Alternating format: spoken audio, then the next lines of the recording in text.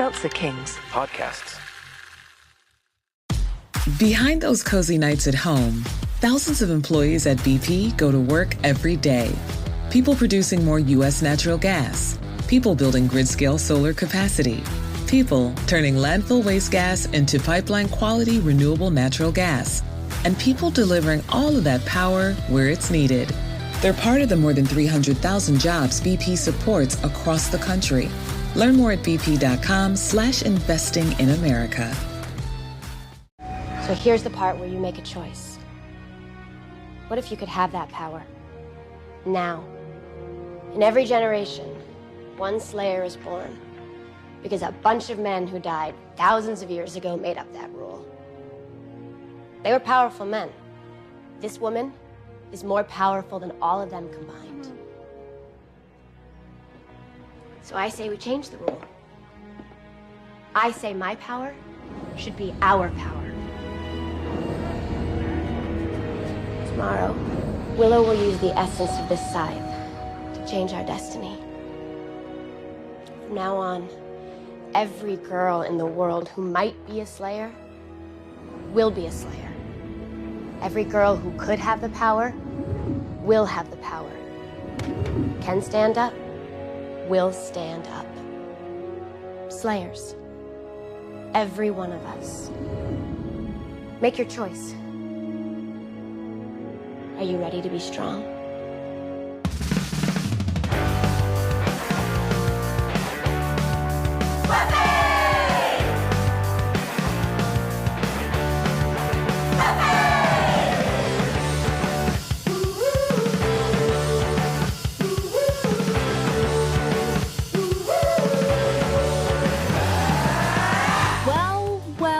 Well, everybody, welcome to another episode of Girls Watching Buffy. We're just two girls watching every episode of Buffy the Vampire Slayer for the first time and giving our review, our reactions. We're your hosts. I am Johnny Walsh. And I am Tataz. And today we are talking about Season 7, Episode 22, Chosen. Written and directed by Joss Whedon. Original air date, May 20th, 2003, to an audience of 4.87 million people. But before Tataz and I get into it, we got a couple of shout-outs that we have to do. What's going on here? What's happening here? What are you guys on here? We didn't think you guys were going to show up today. Yeah, what are you doing here? What do you mean we weren't going to show up? It's our podcast. Yeah, but you guys absolutely hated the last episode. I wouldn't say absolutely hate it. I think we just played. I mean, there's one. You guys hated the last episode. Maybe one of us called it atrocious, but I mean, there was a lot. We like the show, though. We like the show. We like the show. Are you sure you like the show? Because Tataz and I had a conversation. We got shirts that say we like the show. Tataz and I had a conversation. We decided we're gonna get rid of the curmudgeon-y atmosphere. We're gonna come in, do the final episode, absolutely crush it, so that it's Girls Watching Buffy forever. No. This is our show. We're doing the finale. This is no one wants to listen. This is a big finale. Yeah. We only got one left. I think we're gonna cross this finish line. I think you guys can get out of here. Just drop the get out. Take the headphones off. Get out of here. Yeah, get out. Yeah. Okay. Oh, All right. God. Team Spike. Oh my God, I can't believe this, Joe. I mean, to think that our listeners want us to do a Boys Watching Johnny watching Buffy. Yeah, right. Not after this backstabbing. It is a betrayal. It's a betrayal, the likes of which have never been seen before. So you know what? We gotta just do this episode right. Let's start it from the top. All right. Here we go.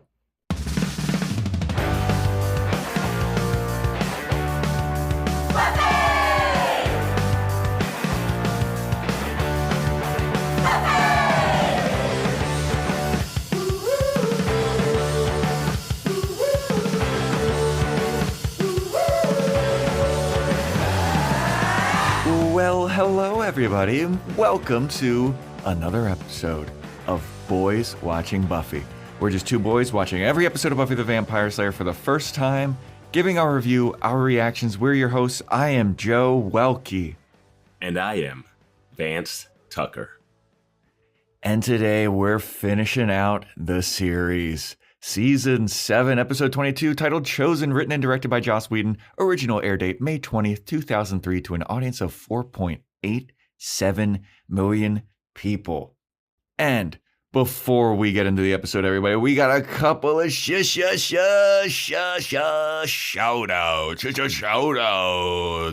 I want to give some very special shout-outs to these Apple Podcast rating and reviewers. Loch Nessa96, we got her through 2 pregnancies, and now we're getting her through nap time. Thank you so much for your rating and review. We also got to give a shout out to Ashley Patrice. Great podcast. Highly recommend. Thank you, Ashley Patrice. We really appreciate you on Apple Podcast.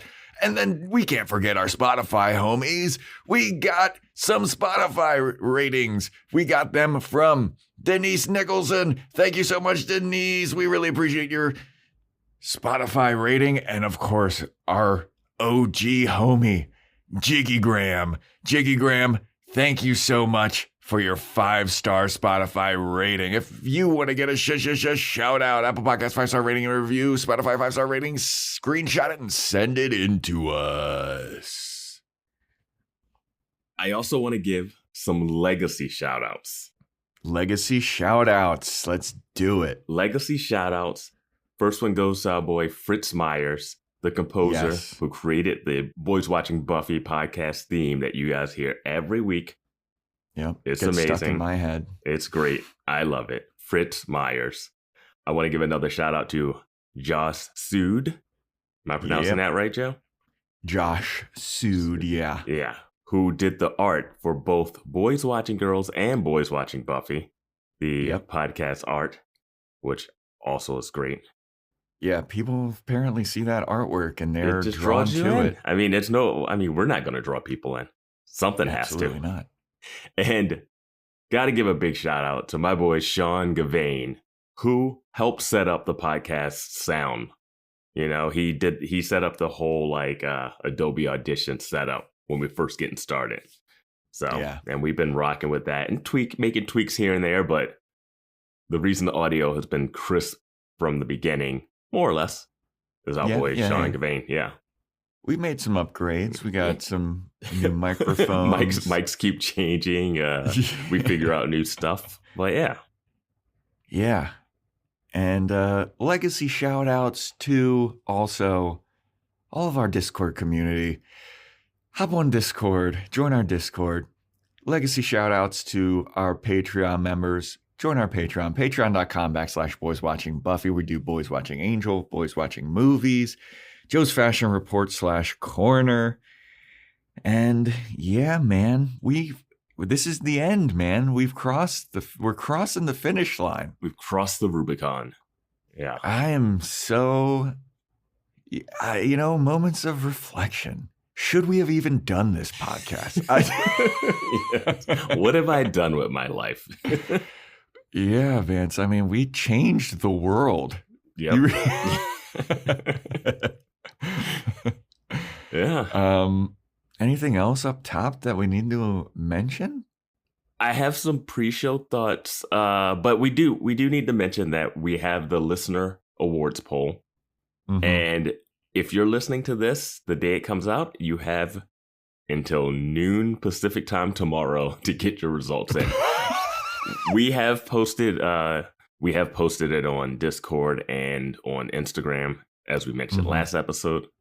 Little quick turnaround, but let us know. There's also going to be more time for a Q&A. There's going to be a couple bonus episodes, so you'll get it. You'll be, if you missed the listener poll, you'll be able to fill out the Q&A poll that will be out probably in a week or so. We'll let you know.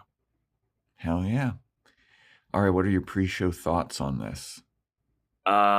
Should we do predictions? Should we crack open these things? Let's get in this. Yeah, let's crack open. I'm going watermelon. It's the last episode. I'm going watermelon also. Hell yeah, dude. I knew you would, because I was like, this is the last one. Got to be super sweet with it. Oh, no, I just knocked it over. It's going to spray all over the place. Oh, boy. You're going to be like the athletes in the locker room after a championship. Yeah, with the champagne. Just covering yourself in C4 watermelon. Shout out to Michelle Malone, Ari Targaryen, and Slytherin for powering us through season 7 with these lovely energy drinks. And everybody that bought us energy drinks and stuff off Amazon. Or who bought us anything. Yeah. Shirts, all that shit. Yeah. Figurines we got. Yeah, we got figurines. Card game that we realized we couldn't play. After we got it, we're like, oh shit. A deck builder with only part of the decks, I guess. Yeah. But yeah. Still probably looks good on the shelf. Still, yeah, it looks great. I still got it. All right. What were our predictions for this episode? I'm going to go with mine first. And I did, this is part of the First Evil's plan, referring to whole Spike Buffy kiss. Not so much. And you then mean the Angel Buffy kiss? Oh, the Angel Buffy kiss, yes. And then I said that there's a new Slayer. So that's rightish. Well, yeah, that's pretty right. You said, I think you were just like, whatever, Buffy becomes a guardian. Yeah, no, that didn't happen. And then Buffy pulls away from Kiss, says we can't do this. That didn't happen. Yeah. And then you also had Spike will be okay with the kiss, won't get upset by it. That didn't happen. I'll give you a little bit of that, because I really thought he'd be more pissed. Yeah, I mean, he was a little bit pissed, but he didn't like blow a gasket like I thought that he would. I mean, he was like half slapping a punching bag, but that's about it. Oh my God, dude. You have superpowers, dude. That thing's not even budging. I know. Oh man. That little backhand he does. Dude, those punches were some of the worst punches in Buffy the Vampire Slayer history. Buffy's punches and I don't know, man. Once more with These feeling, rival. though, her wrist would have been broken. I don't know how she did that, but I really thought Spike at the end of the last episode would be livid and it would carry over, and it was just like, nah. It was just, yeah. So I give you a little credit on that. Well, shall we get into it? I'm going to say my quick pre-show thoughts, and most of this might get saved for the bonus episode next week, but what happened to Amy the Rat? What happened to DeHoffrin? That's it. All right. Yeah. All right, so we open the episode with a heaping helping recap. Wait, Joe, what did you think of this episode? I got him. You got me to do it. I don't know. I watched it twice. I watched it once, one day, slept on it, ruminated on it, thought about it, and then I watched it again to like double check. Because as you all know, we usually only watch these episodes once, and meanwhile we're like taking notes on it. So I will say that I probably missed like 10 to 20% of the episode just, typing in notes. I didn't want that to happen for this episode. So I watched it the first time, typed my notes, watched it again to see if there was anything that I missed. There was some stuff that I missed for sure that I was like, oh, that would have been, I would have been missed out on that. I have to say, I'm happy that you remembered the amulet thing from the crossover, because I completely missed the amulet thing. Like that was a good catch by you, because I would have been like, all right, whatever. What happened? Where's this thing? Yeah. If you want to know more about that, patreon.com/Boys Watching Buffy. But this to me didn't feel like a series end. No, not as much as season 3 and season 5. Yeah, season 3 to me was the most end like everything was wrapped up so nicely. It's the same almost the same vibe, but it doesn't hit the same way. Mm-hmm. I think they were trying to go for that, but I mean, honestly, like watching this, I was like, did the show get canceled, or was there like pressure to like end it or something? Because it doesn't seem like it's over to me. Yeah. And it's not, because there's comic books. For me, this episode, I get what they're going for. Me too. I think the problem is everything that came before it undercuts this episode. Yeah. It undercuts a lot of the emotionality of it. If the stuff before it was, we'll get into it, but I'll say this is the most Joss Whedon thing I've ever seen. There are so many Whedonisms. They did not let, there's no tapering it back.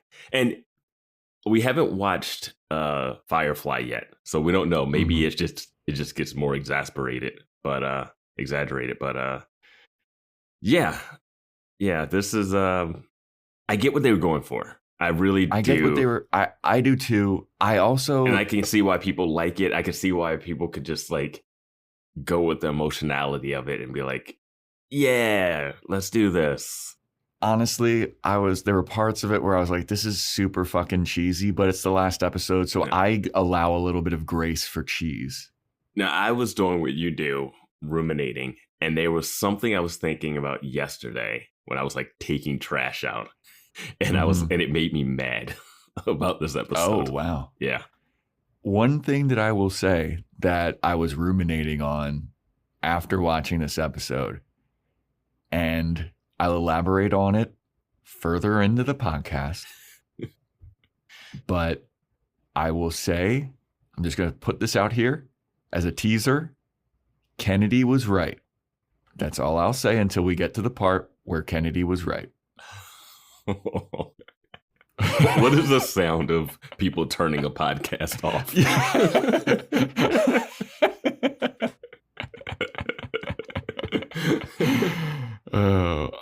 All right, let's get into it.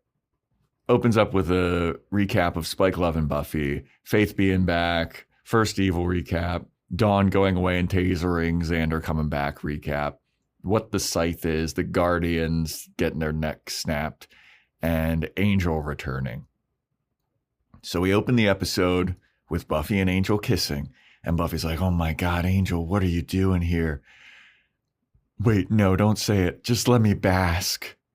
And then they stand and they stare awkwardly for about 3 seconds. And then Buffy goes, all right, I'm basked. What are you doing here? And Angel's like, well, I heard that you were in trouble. There was some trouble brewing in Sunnydale, so I came on up. It's the first evil, right? Yeah, I've read up all about this. He's got a little pamphlet thing. He's like, let me tell you, needs a good third act. And Buffy goes, you gotta get out of L.A. And he's like, no, it's the first evil. They tried to convince me to kill myself. Back in Amends, you remember that episode? You're weak. Angel's weak. He's an idiot. That would have been amazing if she said that in Amends. Yeah. When he's on the rooftop, smelling the just sunrise. Like standing on the bluff. Yeah. But he's like, yeah. Remember it tried to make me kill myself in Amends, that episode nobody likes? And she's like, yeah, well, it's gotten a little bit more, it wants to do a bit more than just have you kill yourself now.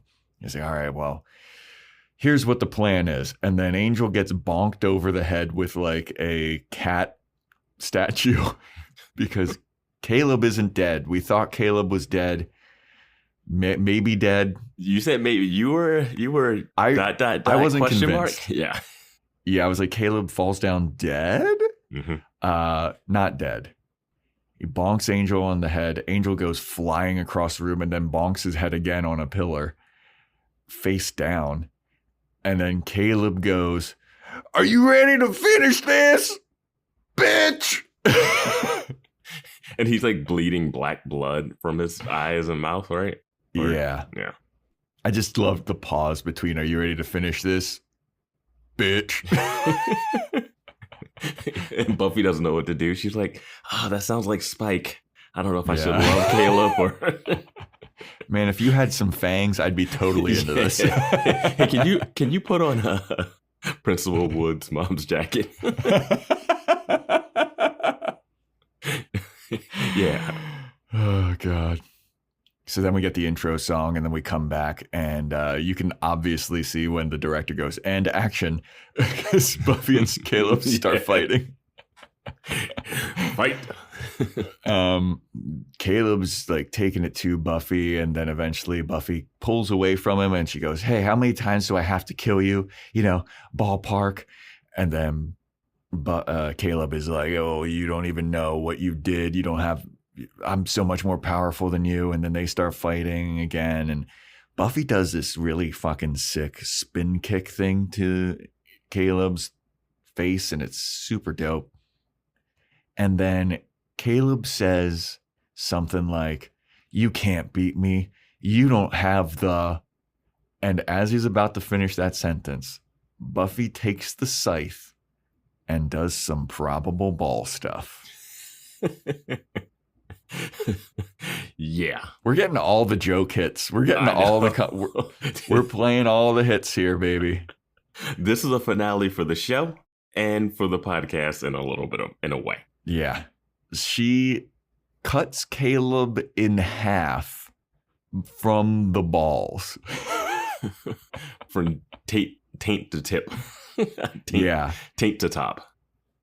So when he says, "You don't have the..." and Buffy hits him in the balls, probably ball stuff, she says, "Who does nowadays?" or something like that, and then proceeds to lunge upward and cuts him in half.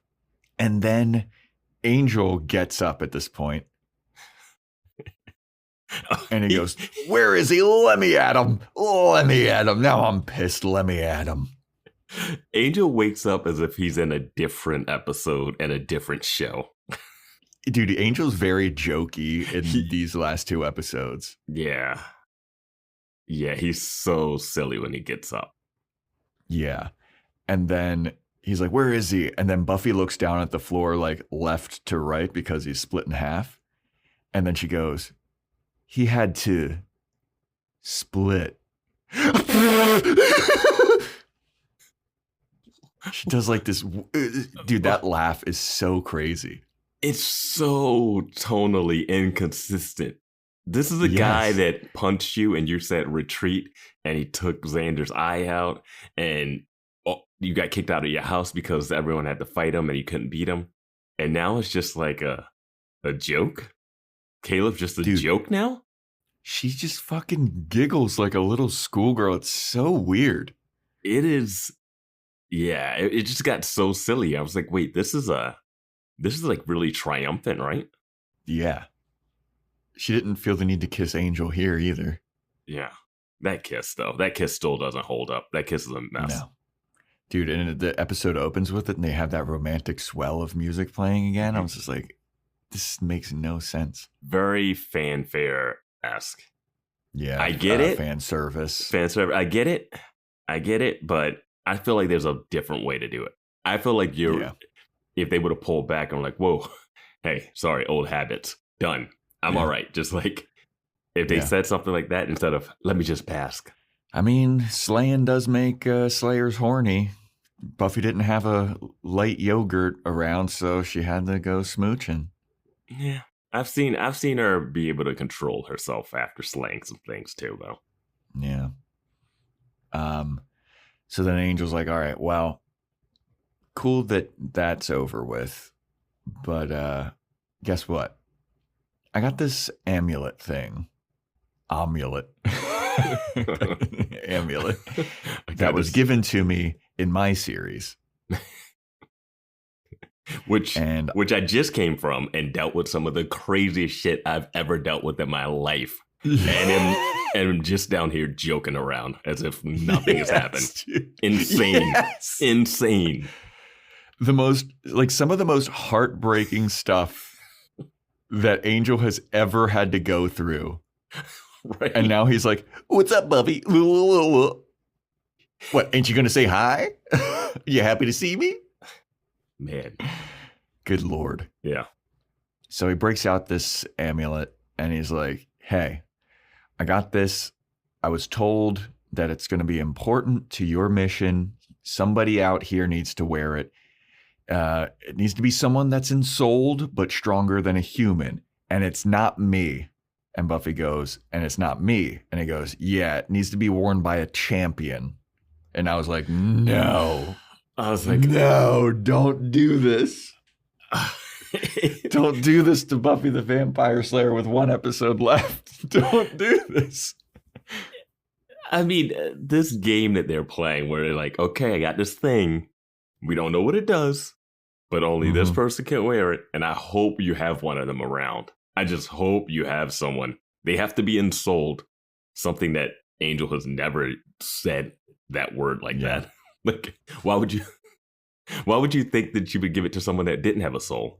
How many non-soul people is she hanging out with? Exactly. And also, how does Angel know that it's not him that needs to wear it? I don't know.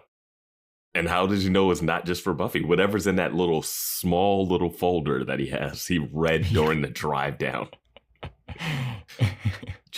I mean, do you remember? This amulet is a mess to me. I hate that it gets introduced this episode. I want to minor spoiler for Angel from like seasons ago. There is a prophecy that was read that a vampire with a soul will play a big role in the apocalypse. Mm-hmm. And I speculated once Spike got his soul, I was like, it could be Spike now. Mm-hmm. I mean, is this that? Yeah, I guess what happened in Angel wasn't an apocalypse this season, but we still got another season. I don't know, man. Yeah, I have no idea. There's an apocalypse every season. Yeah. You know? So it's like, yeah, a vampire with a soul will play a huge role in, I guess they say the apocalypse, but then they refer to multiple apocalypses. So who knows? Yeah. But once Spike got his soul, I was like, it's going to be Spike now. It's like this whole Angel is the only one thing. Now it's Spike.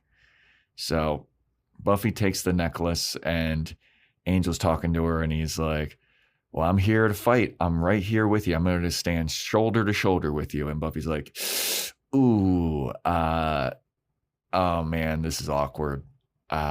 You can't. I can't do that. I can't risk you. And Angel's like, what? Why? And she's like, cause I need somebody to make a second line. Yeah. I need somebody to man a second army in case this thing gets past Sunnydale. I mean, if it gets past Sunnydale, it could take over the whole world. I mean, could take minutes. So you gotta be the general for that army. That's why. And Angel's like, really? What else is there? There's something you're not telling me. And Buffy's like, no, there's no other reason. I'm going to just storm off now. Goodbye. Yeah. This is just like, hey, you're only here for a cameo, buddy. Yeah. You're not playing a major role in this apocalypse, bucko. You got your own apocalypses to deal with. It's so crazy. Like, he didn't even tell her about what was happening in his show. Dude, so much has happened in his show. So much crazy shit that would have affected the world very quickly. Yes. But no, so Buffy goes, she leaves the pyramid and Angel follows her and he goes, is it Spike? And Buffy's like, oh no, he found me out. And Buffy's like, no, Spike? And he's like, yeah, I can smell him all over you. And Buffy's like, drats. You vampires and your super sniffing. And then Angel goes, is he your boyfriend? Dude, Spike watched Caleb come back to like get back up and fight Buffy and did not step in. Nope. Angel's knocked out. He just stayed there with the first evil, who's just staring over his shoulder as Buffy. Mm-hmm. She really needs you.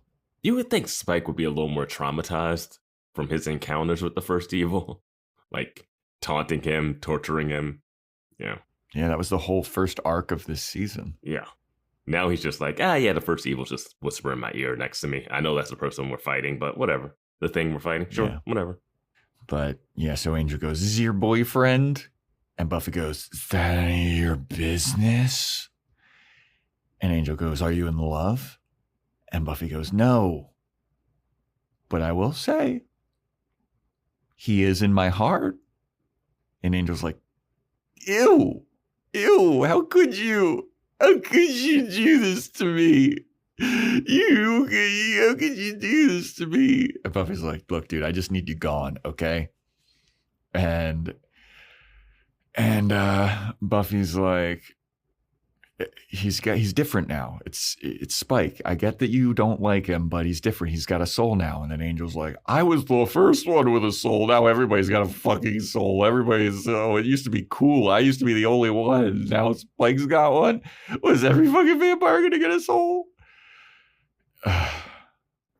Yeah, it's very jokey. And then Buffy starts to go on her like cookie dough metaphor. Oh my God, I hated this so much. And it's very, like, I don't even know if Whedon wrote this section of it, but it feels just very Whedon-esque. Yeah, like they're like propped up on a headstone, and Buffy's like, well, what was the highlight of our relationship? When you left me or when I had to kill you? And she's like, oh, I don't even know if I'm ready for a relationship. Don't worry, I'm not going to have a bunch of fat grandchildren with Spike. I don't see that on the horizon. But I don't even know if I'm ready. I think of myself like I'm cookie dough.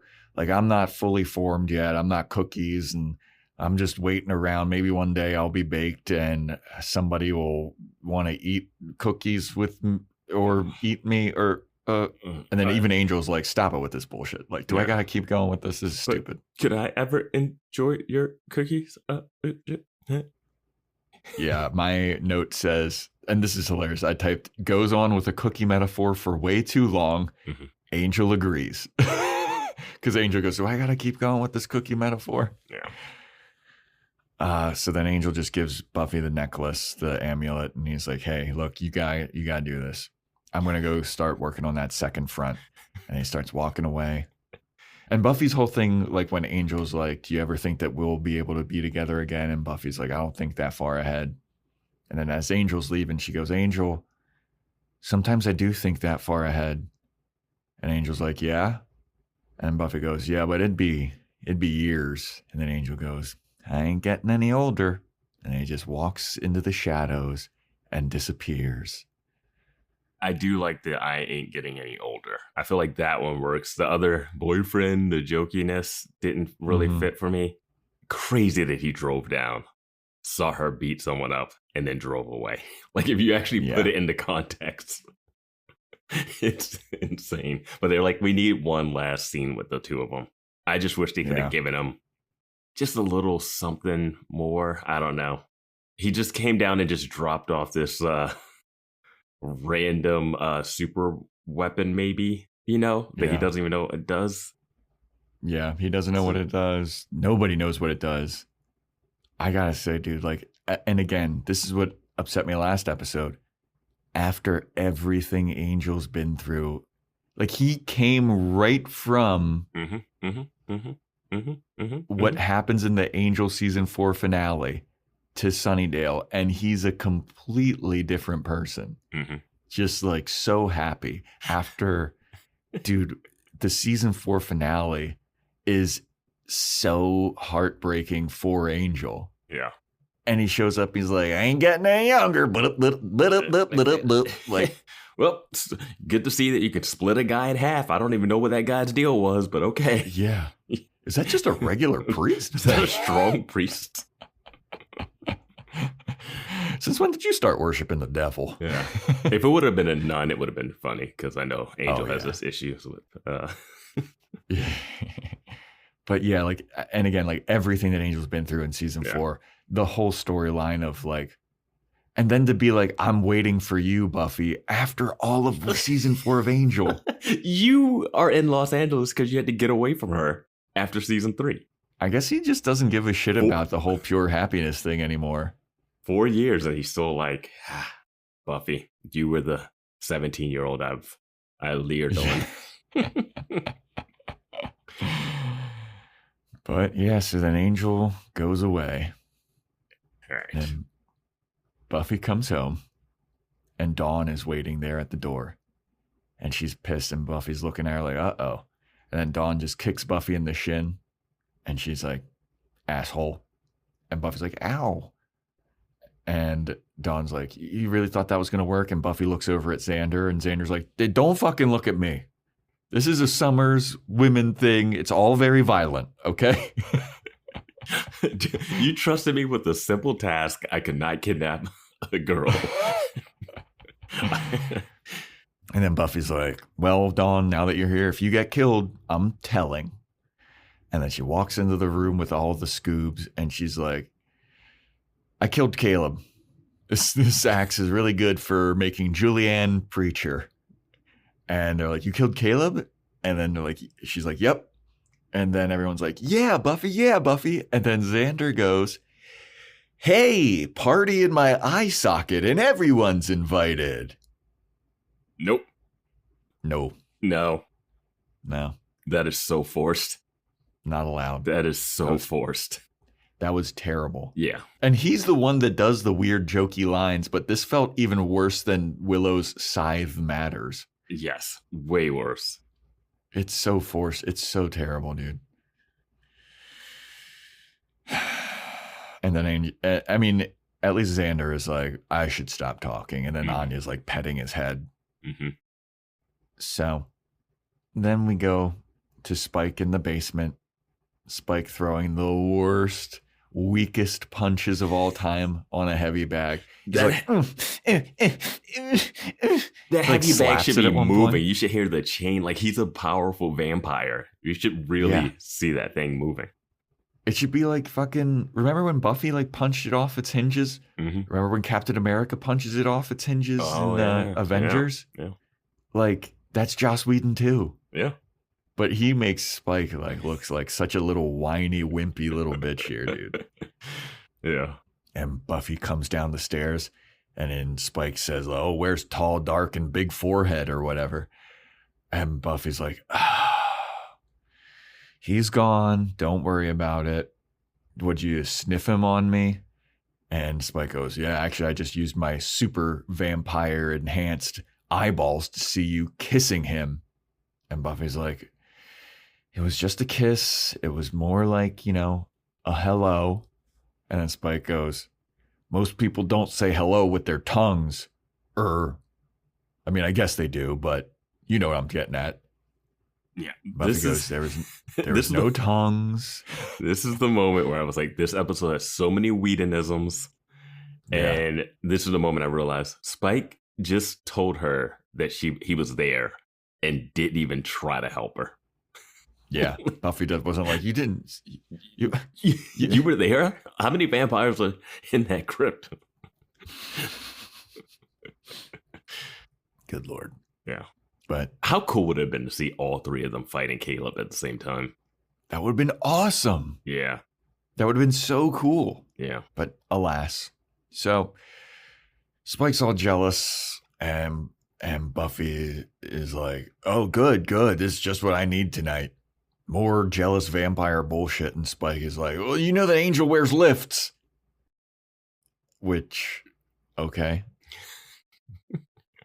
And then but he walks over to his little cot in the basement, and Buffy walks up next to the heavy bag, which reveals that there is a taped drawing of Angel on there, like a crudely drawn angel head. And Buffy looks at it like, oh my God. That's funny. I heard Joss Whedon drew that as a joke for the thing. Yeah, that's pretty good. And Buffy's like, one of these days you two are going to have to get into a room and just wrestle it out. And Spike's like, no problems with me. And then Buffy goes, maybe we can get some oil involved. And then she's like, kind of daydreams about it. And I was like, oh God, Buffy. Slaying makes her horny. Yeah.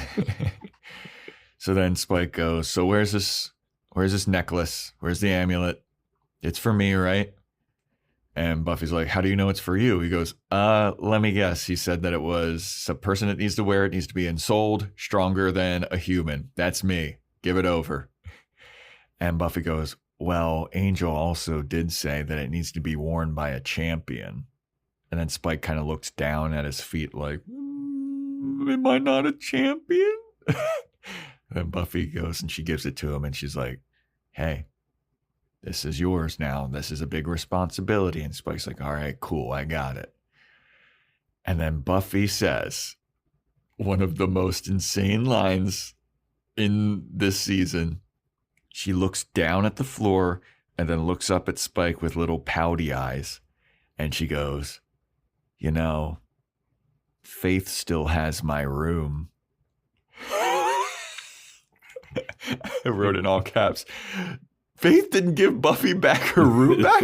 Nobody will give Buffy a room?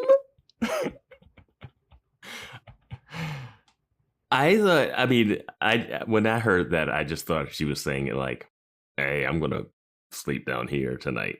Yeah. More so than, Faith is not injured anymore, is she? I mean, even if Faith is injured, Giles can leave. Willow can give up her room. Oh, you don't want to be in that bed.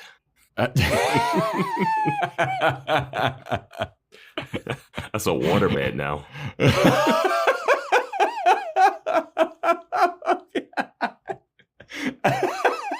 Whoa, Vance, that's like a joke that I would make. I'm surprised. It's the final episode. Let's go for it. Yeah, man. That's fucking hilarious. People can't tell our voices apart anyway. That's true. But yeah, Buffy goes, Faith still has my room. And Spike goes, well, you can't stay here. Now that you got angel breath all over you, I'm not letting you fucking stay with me. That's disgusting. I'm not playing second fiddle to Angel. And then Buffy goes, fine. And then she turns her. Spike goes, I still have my pride, you know. And then Buffy goes, all right, fine. And then she turns to walk away. And then Spike runs in front of her and he goes, that was all a bluff. That whole pride thing, that was all a smokescreen. I would love for you to stay here. And Buffy's like, okay. And then they sleep together, not having sex, just sleeping together. And then Buffy wakes up, writes another note. She goes, Spike, actually, Faith did give me my room. She leaves. She puts it on Spike's pillow. Now, Buffy wakes up and she starts walking around the basement. And she looks out the window at the moonlight. And the ghost of Caleb shows up, the first evil ghost of Caleb. And he goes, pretty, isn't it? And Buffy goes, yeah. And Caleb goes, well, I'm getting my army ready. Don't worry. It sucks that you killed Caleb. He was like my right arm, but I've got a whole army coming. Another Whedonism. Mm-hmm. And their numbers are swelling. And once our population overtakes the human population and we take over the earth, I will be made flesh. And nobody can help. Your little slayer, wanna slay army isn't going to help. Your dead lover over there, he can't help. Nothing you can do can help. Faith can't help. Nobody can help. And then Caleb transforms into Buffy.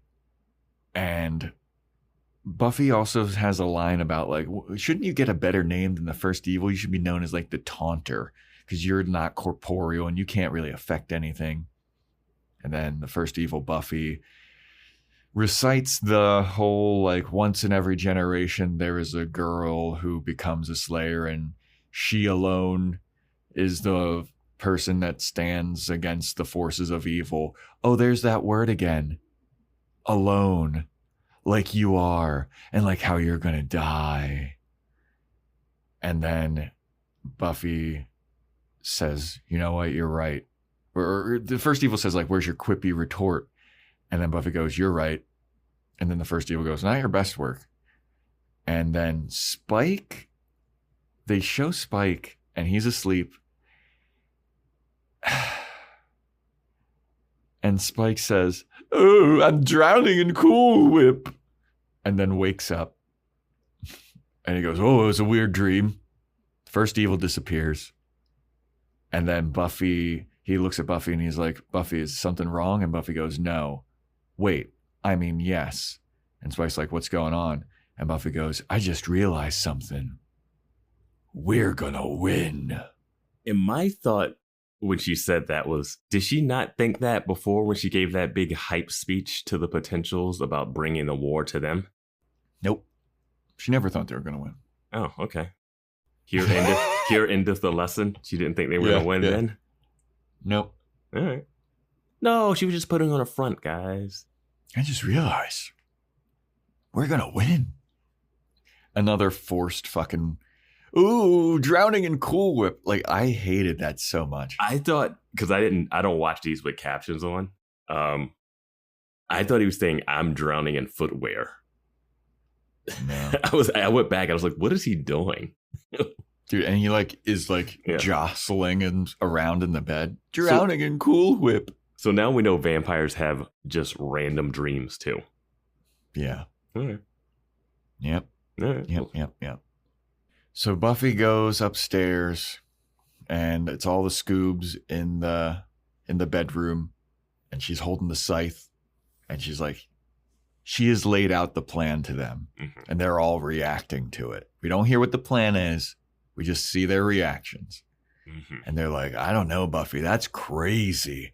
That's a crazy plan, Buffy. Well, I don't know, man. Buffy and Giles is like, look, man, you're the plan that you've laid out, it flies in the face of everything that we've ever done. It flies in the face of every generation and how we've been fighting evil. And I gotta say, it's so crazy it might work. Hoodie Giles is on board, baby. Yeah, man. Because it flies in the face of everything that we've been doing all these years, and it's bloody brilliant. And Buffy goes, you really think so? And Giles goes, I mean, if you want my opinion. And Buffy goes, I really do. And Giles goes, I think it's going to work. And then Willow goes, whoa,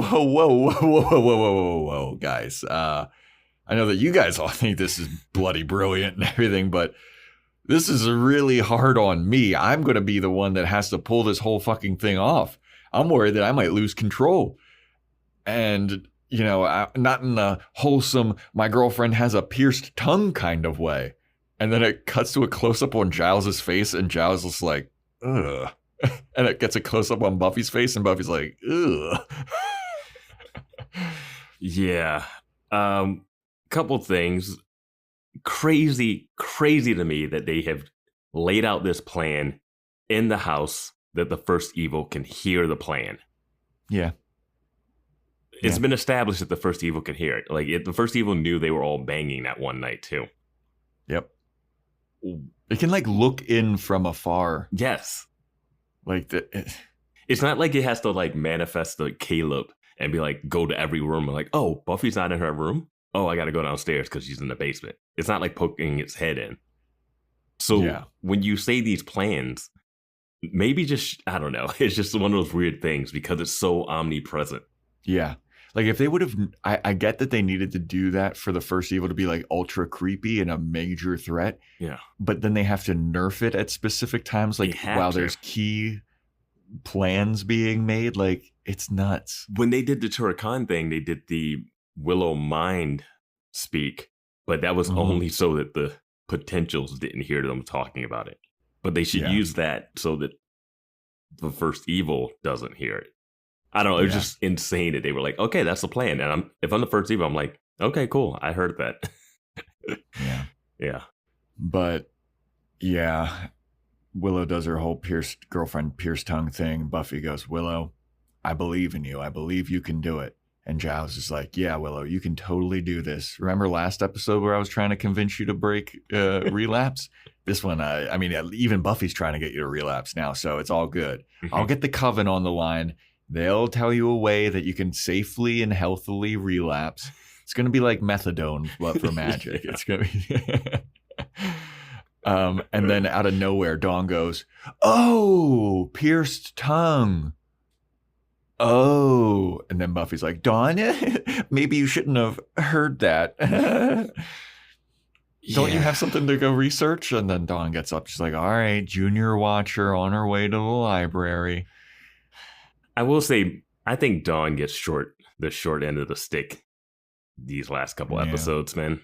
I mean, she's been pretty good this whole season. I just don't think they give her anything. I don't think they give her anything to do, though.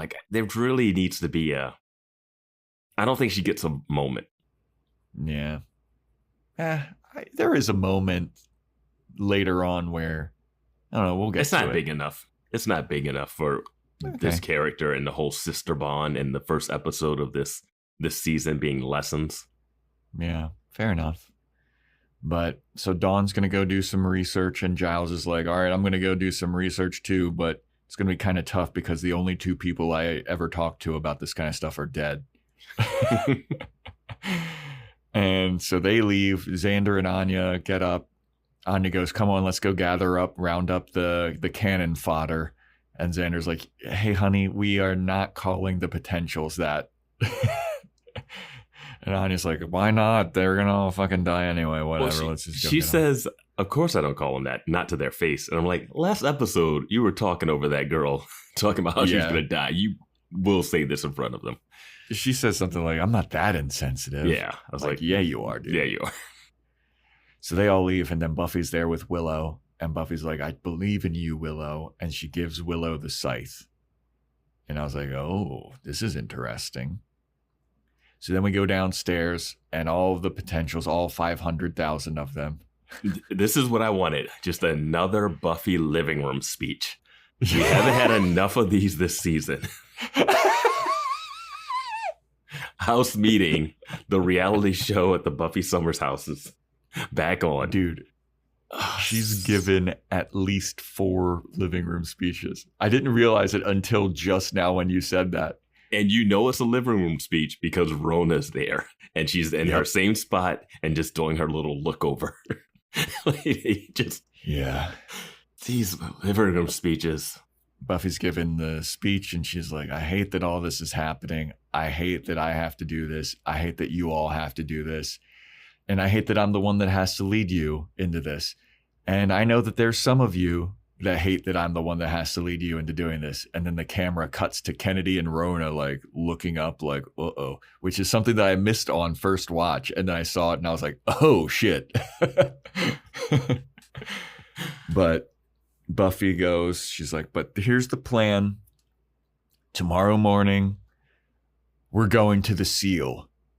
And I'm going into the Hellmouth and I'm taking the fight to them. Now it's time for you all to make a choice. And then it cuts there. And this is the part where I was like, oh, Kennedy was right. Remember when there was that whole coup d'etat and Buffy was gone? And Faith is like, we should kidnap a bringer. And Kennedy's like, that's stupid. We need to be going to the Seal. Yeah, I can't give you that. She did say that, but she didn't have this plan. And she had no idea what to do. She was going to the Seal, though. Buffy said, let's go back to the other place. And they didn't want to do anything that Buffy said. Buffy could have said, go to the Seal. They wouldn't have wanted to do it. That episode. Man. I think Kennedy would have been. You know what I'm going to say? I was going to wait till we got there. I don't think Buffy's plan is any good. Yeah, I don't either. I don't think this is a good plan at all. And it's not a good plan. I don't know why when she got that speech from First Evil Buffy and Caleb, like what I've watched that scene I get 3 times actually. I get that. I get the Caleb scene and why she does one part of her plan. I think the second part of her plan is no good. All right. The Willow part of the plan is good. The rest of the part of the plan, not so good. That's my take. All right. So yeah, Buffy is asking all the potentials to make a choice. Then we cut away from that to P-Dubs. He's talking with Faith, and he's worried about Buffy's plan. He's like, I don't know, man. This plan is pretty fucking crazy. I don't know if it's going to work. And then Faith goes, oh, come on, P-Dubs. You got to have a little faith. And then P-Dubs says, I've had my share of faith. Thanks. And I was like, damn, dude. Damn. This scene, he is just negging the shit out of Faith. I know. It is so crazy, dude. It is aggressive. He's known her for like 3 days. I mean, and this is before, I don't even know if the game, the book has come out yet, like a negging becoming into like the public consciousness. Ooh, yeah. What is this, 2003? Yeah, I think this is before, but I mean, negging has been around. It just didn't have like the terminology. Yeah, and exactly. He is doing it so hard, and man, dude, he does so many like Principal Wood isms too. Mm-hmm. Oh my god, that was. So he's like, I've had my share of thanks. And Faith goes, hey, look, man, I'm sorry for blowing you off the other day. It's just I was trying to, blow you off. And P-Dubs is like, yeah, I figured that out all by myself. I don't need you to tell me that you were trying to blow me off. And Faith's like, look, man, once I get bouncy with a guy, Such a Whedonism. Yep. I kind of, know everything I need to know about him. And then P-Dubs is like, Faith, there's a whole lot of world out there that you haven't seen. And I got to tell you something. There's a lot of decent guys out there. And Faith is like, bullshit. Once guys see me, everything about their decency changes. And then P-Dubs goes, what? Because you're so hot? And Faith goes, yeah. And then P-Dubs goes, look, dude, that's not true. And besides, I'm way prettier than you.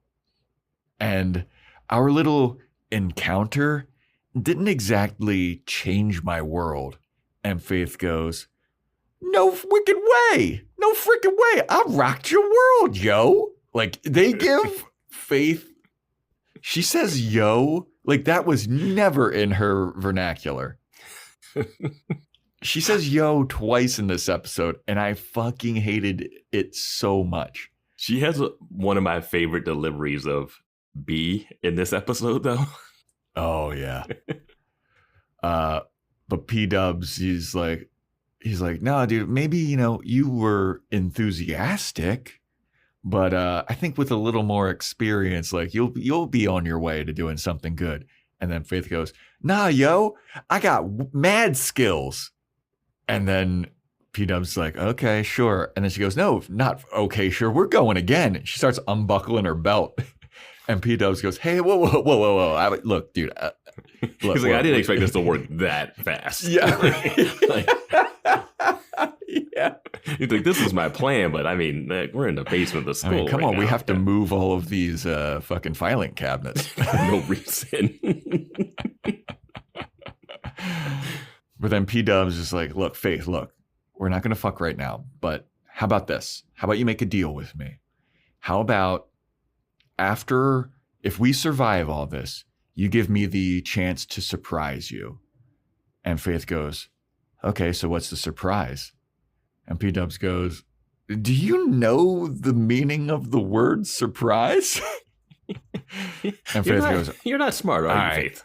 Yeah. You must have skipped a lot of those days. You know what I'm saying? Did you go to my high school? Yeah. But Faith goes, all right, fine, deal. And then they start moving the filing cabinet again. And Faith's like, plus, you're not prettier than me. And P-Dubs goes, actually, I kind of am. The original Sunnydale High produced a lot of geniuses. Not a lot coming from this one. All these dropouts, these runaways. Well, neither of them went to this. I mean, once you're in Sunnydale High, it lowers your IQ quite a bit. This one, but I'm saying the other one produced a Warren of robotic genius. Warren, fucking witch geniuses. Yeah. Fucking ventriloquist geniuses. People. Willow became a computer hacker in like 5 seconds. People making Frankensteins out of dead jocks.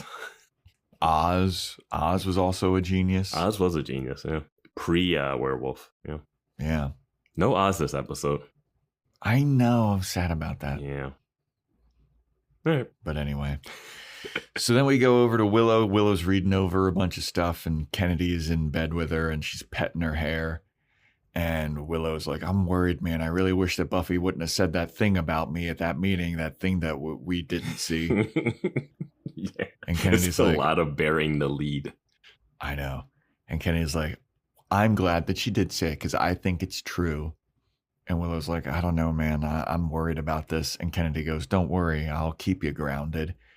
And Willow's like, you might have to keep me stabbed. Another Whedonism. You might have to kill me if I go dark. And Kennedy's like, I believe in you. I don't think that you're going to go dark. And then Willow throws in a shot at Buffy. Like, Kennedy's like, I believe in Buffy and Buffy believes in you. And Willow goes, I don't know if you've noticed this, but Buffy's not that bright. This line is insane. Willow goes, Buffy, sweet girl, not that bright. Yeah. This is the one whose plan this is all hinging on? This is the girl that you kicked out like 3 days ago, and now you're all willing to do her plan? Yeah. Willow was like, Buffy, she's not that bright. Who did we replace her with? Faith? And there's no way Kennedy could stop Dark Willow. Just no way. Just no. What we've seen it. She is unstoppable. Yes. Yeah. And you know what stops Dark Willow? Xander. Yellow crayons. Yeah. Kennedy is a newcomer to this group. She should not be the one to tether her. Yeah. I think that's just I don't know. That's a lot for Kennedy, I feel like. And I'd rather have a Xander Willow moment because they were childhood friends. And it took me until this episode to realize and feel like, oh, this Kennedy Willow relationship is very rushed. Because especially as this being a part of the plan, I was like you said, Xander, I could see like he's been with Willow since childhood, but then they like chuck in Kennedy here to be like the saving grace of Willow after they've been dating, what, like 20 episodes? Not even 20. Yeah. That 20 would be like episode 2. Let's see where that would have been. Where's the fairy tale one? It should be Dawn almost too, because Dawn was raised by Willow and Tara for when Buffy was gone for like 3 months, right? Like they had formed a bond, and that would have given Dawn something to do. Like Dawn doesn't have the thing to do at the end of this for me. Yeah. Yeah. I just feel like it's weird to just give this newcomer this like task that wouldn't even work, because Dark Willow would just blast Kennedy across the room. I know. And say some of the most hurtful shit. Like just tear her apart. She was gonna turn Dawn back into a key and like fought Giles. I mean, I don't need to rehash that. Everyone's seen it. Yeah. But Kennedy goes, you're gonna do it and you're gonna make it through, Willow. 'Cause I don't know if you've recognize this with your keen eye, but I'm a little bit of a brat and I always get my way. And the thing is, you're my way now. And then Willow's like, aw, all right, I'm gonna get back to reading. And Kennedy just like holds her from behind. Yeah. Willow's like, at least Tara knew how to read the room. Yeah. Yeah, and there's also like an exchange too where like Kennedy says like, I won't bite, or somebody won't bite, and Willow goes, all right, I will. Oh no, yeah. Kennedy goes, bite me, and Willow goes, I will. I mean, yeah. It's like that's so like, awkward. Yeah, it's lame as fuck. Again, I will say Kennedy's not great. I just don't have as strong a feeling against her as some of our listeners. I more blame the setup of it all. Like how you were saying this relationship feels rushed. The Principal Wood Faith bond is insane. Like they're trying to make this something. Yeah. No, they just met. And that's a big reason, again, why I feel like this doesn't feel like the end of a series. Principal Wood went on a date with Buffy. And then slept with Faith. And now Faith and Principal Wood are like this. Oh, finally, she's met her match. Yeah. Like, all right. I was never rooting for and I don't know. And Faith just came back into the show. I wasn't even thinking that Faith needed to be a part of the finale of Buffy. I thought that she would be, but I didn't expect this love story. I thought Faith, if she came back, it would be a whole thing about there being 2 Slayers and, holding the site together and somehow but yeah. So we then go downstairs and Giles and Xander are looking at a map and they're like strategizing, and Giles is like, so if I'm here and the demons are there, I can't do that, or we need to block off that thing. And Xander's like, yep. And then we pan out to reveal that they're playing Dungeons and Dragons with Andrew and Amanda. And Andrew's got like a little Red Riding Hood, like the Halloween costume that Buffy's wore. the one that's like sword stab proof. Yeah. She's wearing that. And they're playing Dungeons and Dragons, and Giles is like lamenting. He's like, oh my God, this is so fucking stupid. I used to be a highly respected watcher, and now I'm playing Dungeons and Dragons, and I'm a dwarf with the magical prowess of a doily. And Amanda starts having a war with Andrew, and they're like, we should be getting some sleep. And Amanda's like, how could anybody sleep on a night like this? And Xander goes, only the crazy ones could sleep.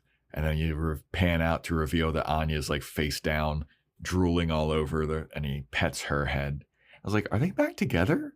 Like, they had ice cream sex, and then now they're just like a couple again? They had ice cream sex, and then Anya had a bond with Andrew for some reason last episode, and now she's back to being with Xander, kind of. I don't know. I did like this reveal of the Dungeons and Dragons. I thought that was fun. Yeah, it was a fun. Yeah, some of the gags hit. Some of the gags hit. Some of the jokes are just a little too jokey for the tone. Yeah. But this is a perfect one because you see it and you're like, oh, okay, they're planning, because it's a montage of like planning stuff, and then it pays off like this. Yeah. So then we go out, and Buffy's on the porch, and she's just looking out into the night sky.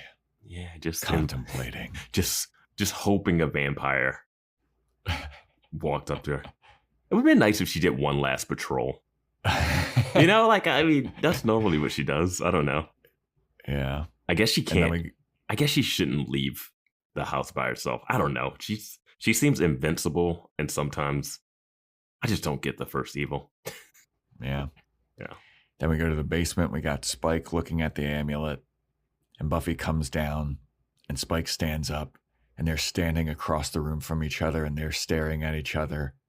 And then we fade to black. I have a question about the amulet and the Scoobies. Did none of them think to look up what the amulet does? There's no time. I know they want it to be a reveal for the end of the episode, but in their world, not the show's narrative, wouldn't the first thing Giles do is like, what is this amulet that this vampire has around his neck? And what does it do? And get Dawn to research it, please. Yeah, I figured that's what Dawn should have been researching, if anything. Something. You can't just, you're like, oh yeah, my vampire boyfriend showed up from Los Angeles and gave me this, that's important. And they just go, all right, sure. Yeah. I guess it belongs to Spike. We're just going to hope that this thing does something at some point. Yeah. It's just something about that. I just don't like that as a storytelling element. Well, Angel does reveal to Buffy in this episode, like it's some kind of cleansing power or power that cleanses, or maybe it's scrubbing bubbles. I just can't believe the tone that Angel's taking in this. But I mean, like, we've seen so many random powerful amulets, and like the axe, we just got the scythe. We just got a new powerful weapon that we don't even know exactly how it works. Yeah. And then you introduce another powerful weapon in 2 episodes. Yeah. I thought they were going to need to like work in tandem, like the scythe and the amulet. You can't build these up throughout the season, you know? You can't kill a bringer or kill something and snatch the amulet off of it and be like, what is this thing? And no one can hold it. You know what it was like when they, oh my God, was it season 5 where they had that orb thing and they couldn't figure out what it did? I would bring up season 5 because I feel like they had the story arc planned out better. Because Buffy found this thing, they didn't know what it did, and then at the end they realized it did something. Yeah. This season, they go like, there's a scythe and a stone, and we'll have a vampire drop off a magical weapon. Yeah, and not to spoil Angel too hard, but Angel does nothing to get that amulet. No, he just gets handed to him. He doesn't have to do like a trial or anything. Like he doesn't have to like defeat a demon to get it. Like it's just given to him. Yeah, there's no, hey, you might need this. There's no Buffy's in trouble and she needs this thing. Go through this adventure and these trials. It's like, oh yeah, here, take it. Yeah. Like, I think that somebody in Sunnydale might need this. They might as well have just put it in the mail and just mailed it to Buffy. I know. It's so crazy. Yeah. But, that bothers me just from a storytelling thing. Like, I feel like you could just set it up a little bit. Yeah. So it's the next day. We see a school bus. We get nice outside shots of the high school. And then the whole crew walks in. I have to say, I wrote this in bold in my notes. We haven't seen the outside of the high school during the day in forever. Right? And it sets a vibe. Yeah.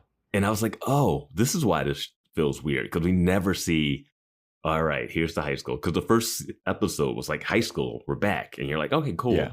All right. And then we just don't. It's just living room shots. Living room and basements. I mean, we get them going around the high school in conversations with dead people quite a bit. Because remember, like, that's... Oh, wait, no. And also the one where Cassie's, like, trying to kill herself. Yeah, that's about it. They're going around the high school a lot. But that's so long ago. Yeah, that's what I'm saying. And after that, it's just, like, basement and living room. Yeah. But we get nice establishing shots of the high school.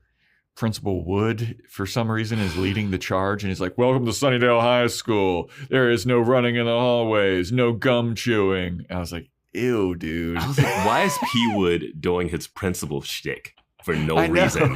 For no reason. It's so silly. Yeah. But he's like,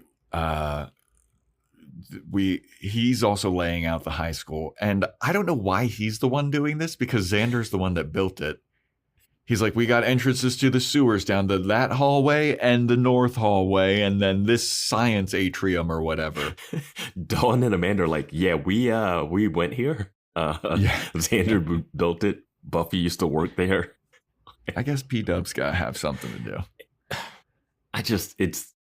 I get it, but it's not good. I don't like it. Yeah. Yeah. So P-Dubs is like, my office is right down that hallway on the left. That's right above the Hellmouth. Willow, that's where you'll be set up. And Kennedy's like, I'll go get you set up, babe. Good job, Xander. Thanks. Good job, Xander, building the principal's office over the Hellmouth. And then P-Dubs is talking about like, all right, and civilians, we're like the last line of defense.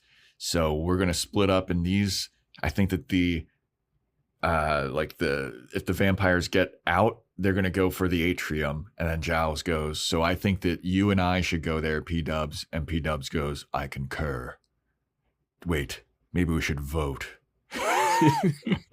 And now we vote. And then Xander and Dawn are going to go to some place. And yeah. I don't know why that is the team. And then Anya and Andrew are going to go to the North Hall. And Andrew it's a bad starts. Plan. It's a very bad plan. Like, why are these the teams? Like, I understand why Giles and P-Dubs, they're the two strongest fighters, and that's like the most vulnerable thing. You don't put the two strongest together, though. But if they're trying to, I understand what they're going for, because that's the most vulnerable area. If you have the two strongest fighters in the most vulnerable. In the atrium, because P-Dubs makes a mention like that's where they'll go. That's probably where they're going to go. And then Giles is like, then we should go there. God, if only they had Angel around to help. But whatever. Huh. Yeah, that'd be interesting. Yeah, that would be interesting. Seems like that. But is Angel stronger than Andrew and Anya? I don't think so. Yeah, no, probably not. He doesn't have the spirit. Wait a second. Are they champions? Because it really hinges on if Anya and Andrew are champions.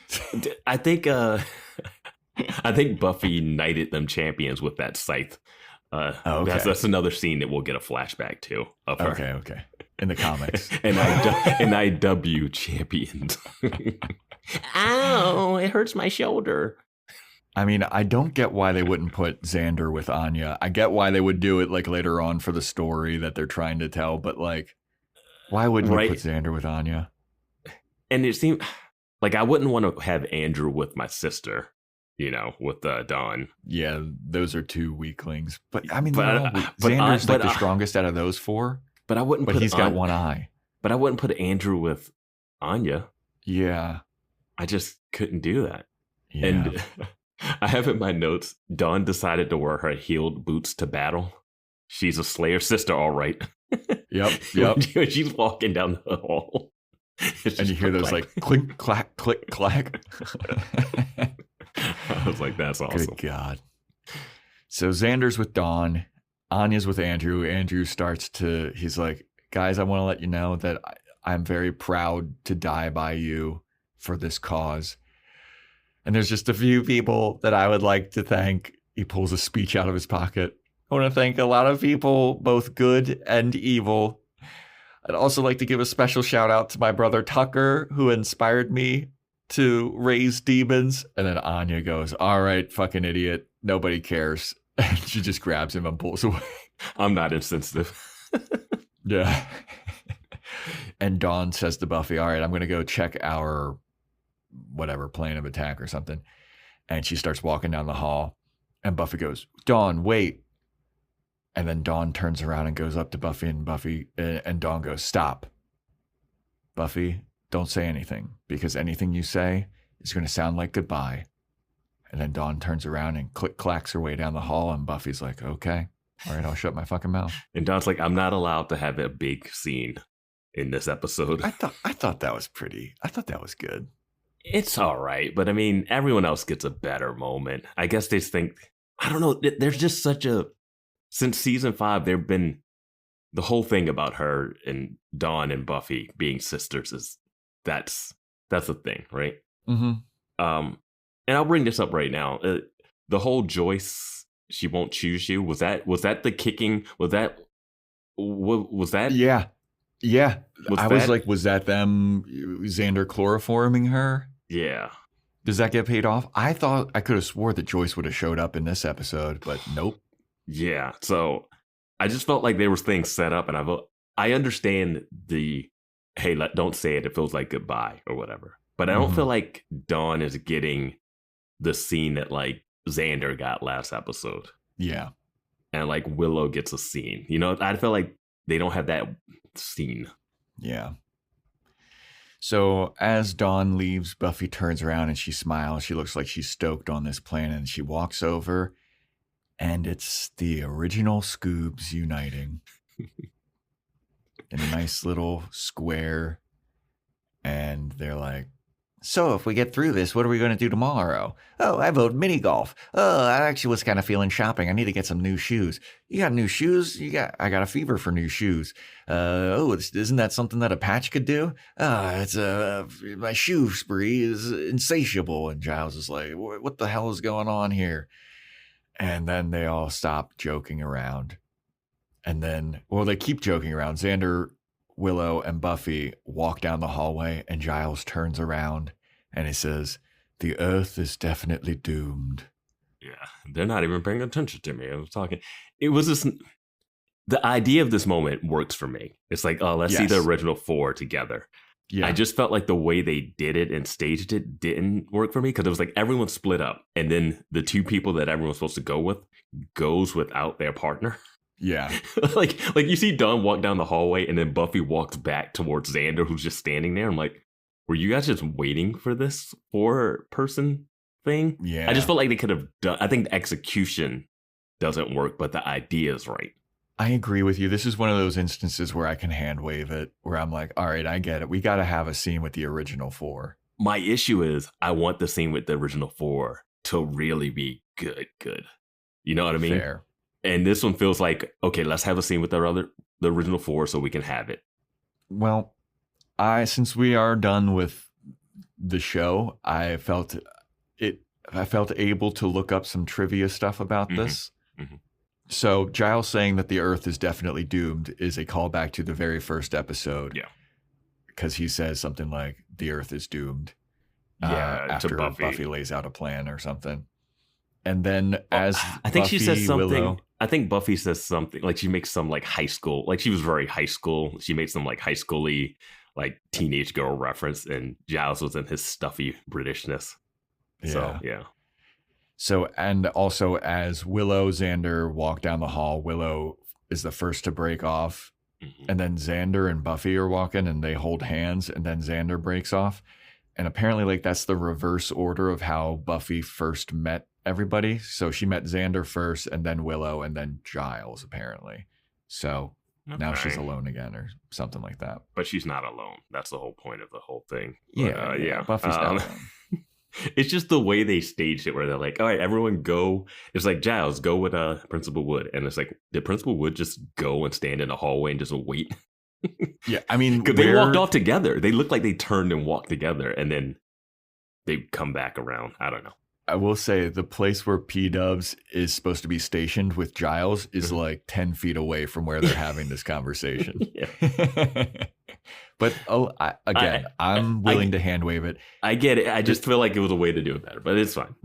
I understand this is part of the cheese that I'm like, all right, it's cheesy, but okay. They do like, oh, well, let's go shopping. Oh, let's go mini golf. Oh, do you like it when it comes back later?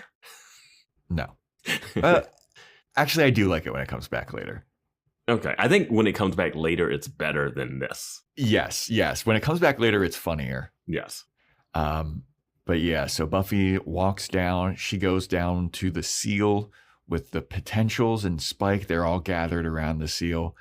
And then Buffy stands next to Faith. Faith has the bringer knife and she goes, "You first, B." That's my favorite one. It's just that line delivery just so funny. And they're all just, yeah. Because I was the one that talked about they need to melt that thing down. Yeah. They've just kept that around. Just kept it around. Like their whole goal was to close the seal. And I guess luckily they didn't melt that knife down that could have sealed it. I mean, was the seal ever really closed after Andrew cried on it? Like, that was supposed to be the closing of the seal. Well, then how did the Turok Hans get out? That I have two nitpicks at the end of this thing before we go to commercial break. And one of the two nitpicks is, where did the Turok Hans come from the last episode if the seal is closed? Yes. There's that. And also, so Buffy and all of the potentials cut their hand and they all bleed on the seal, which reopens the seal. Mm-hmm.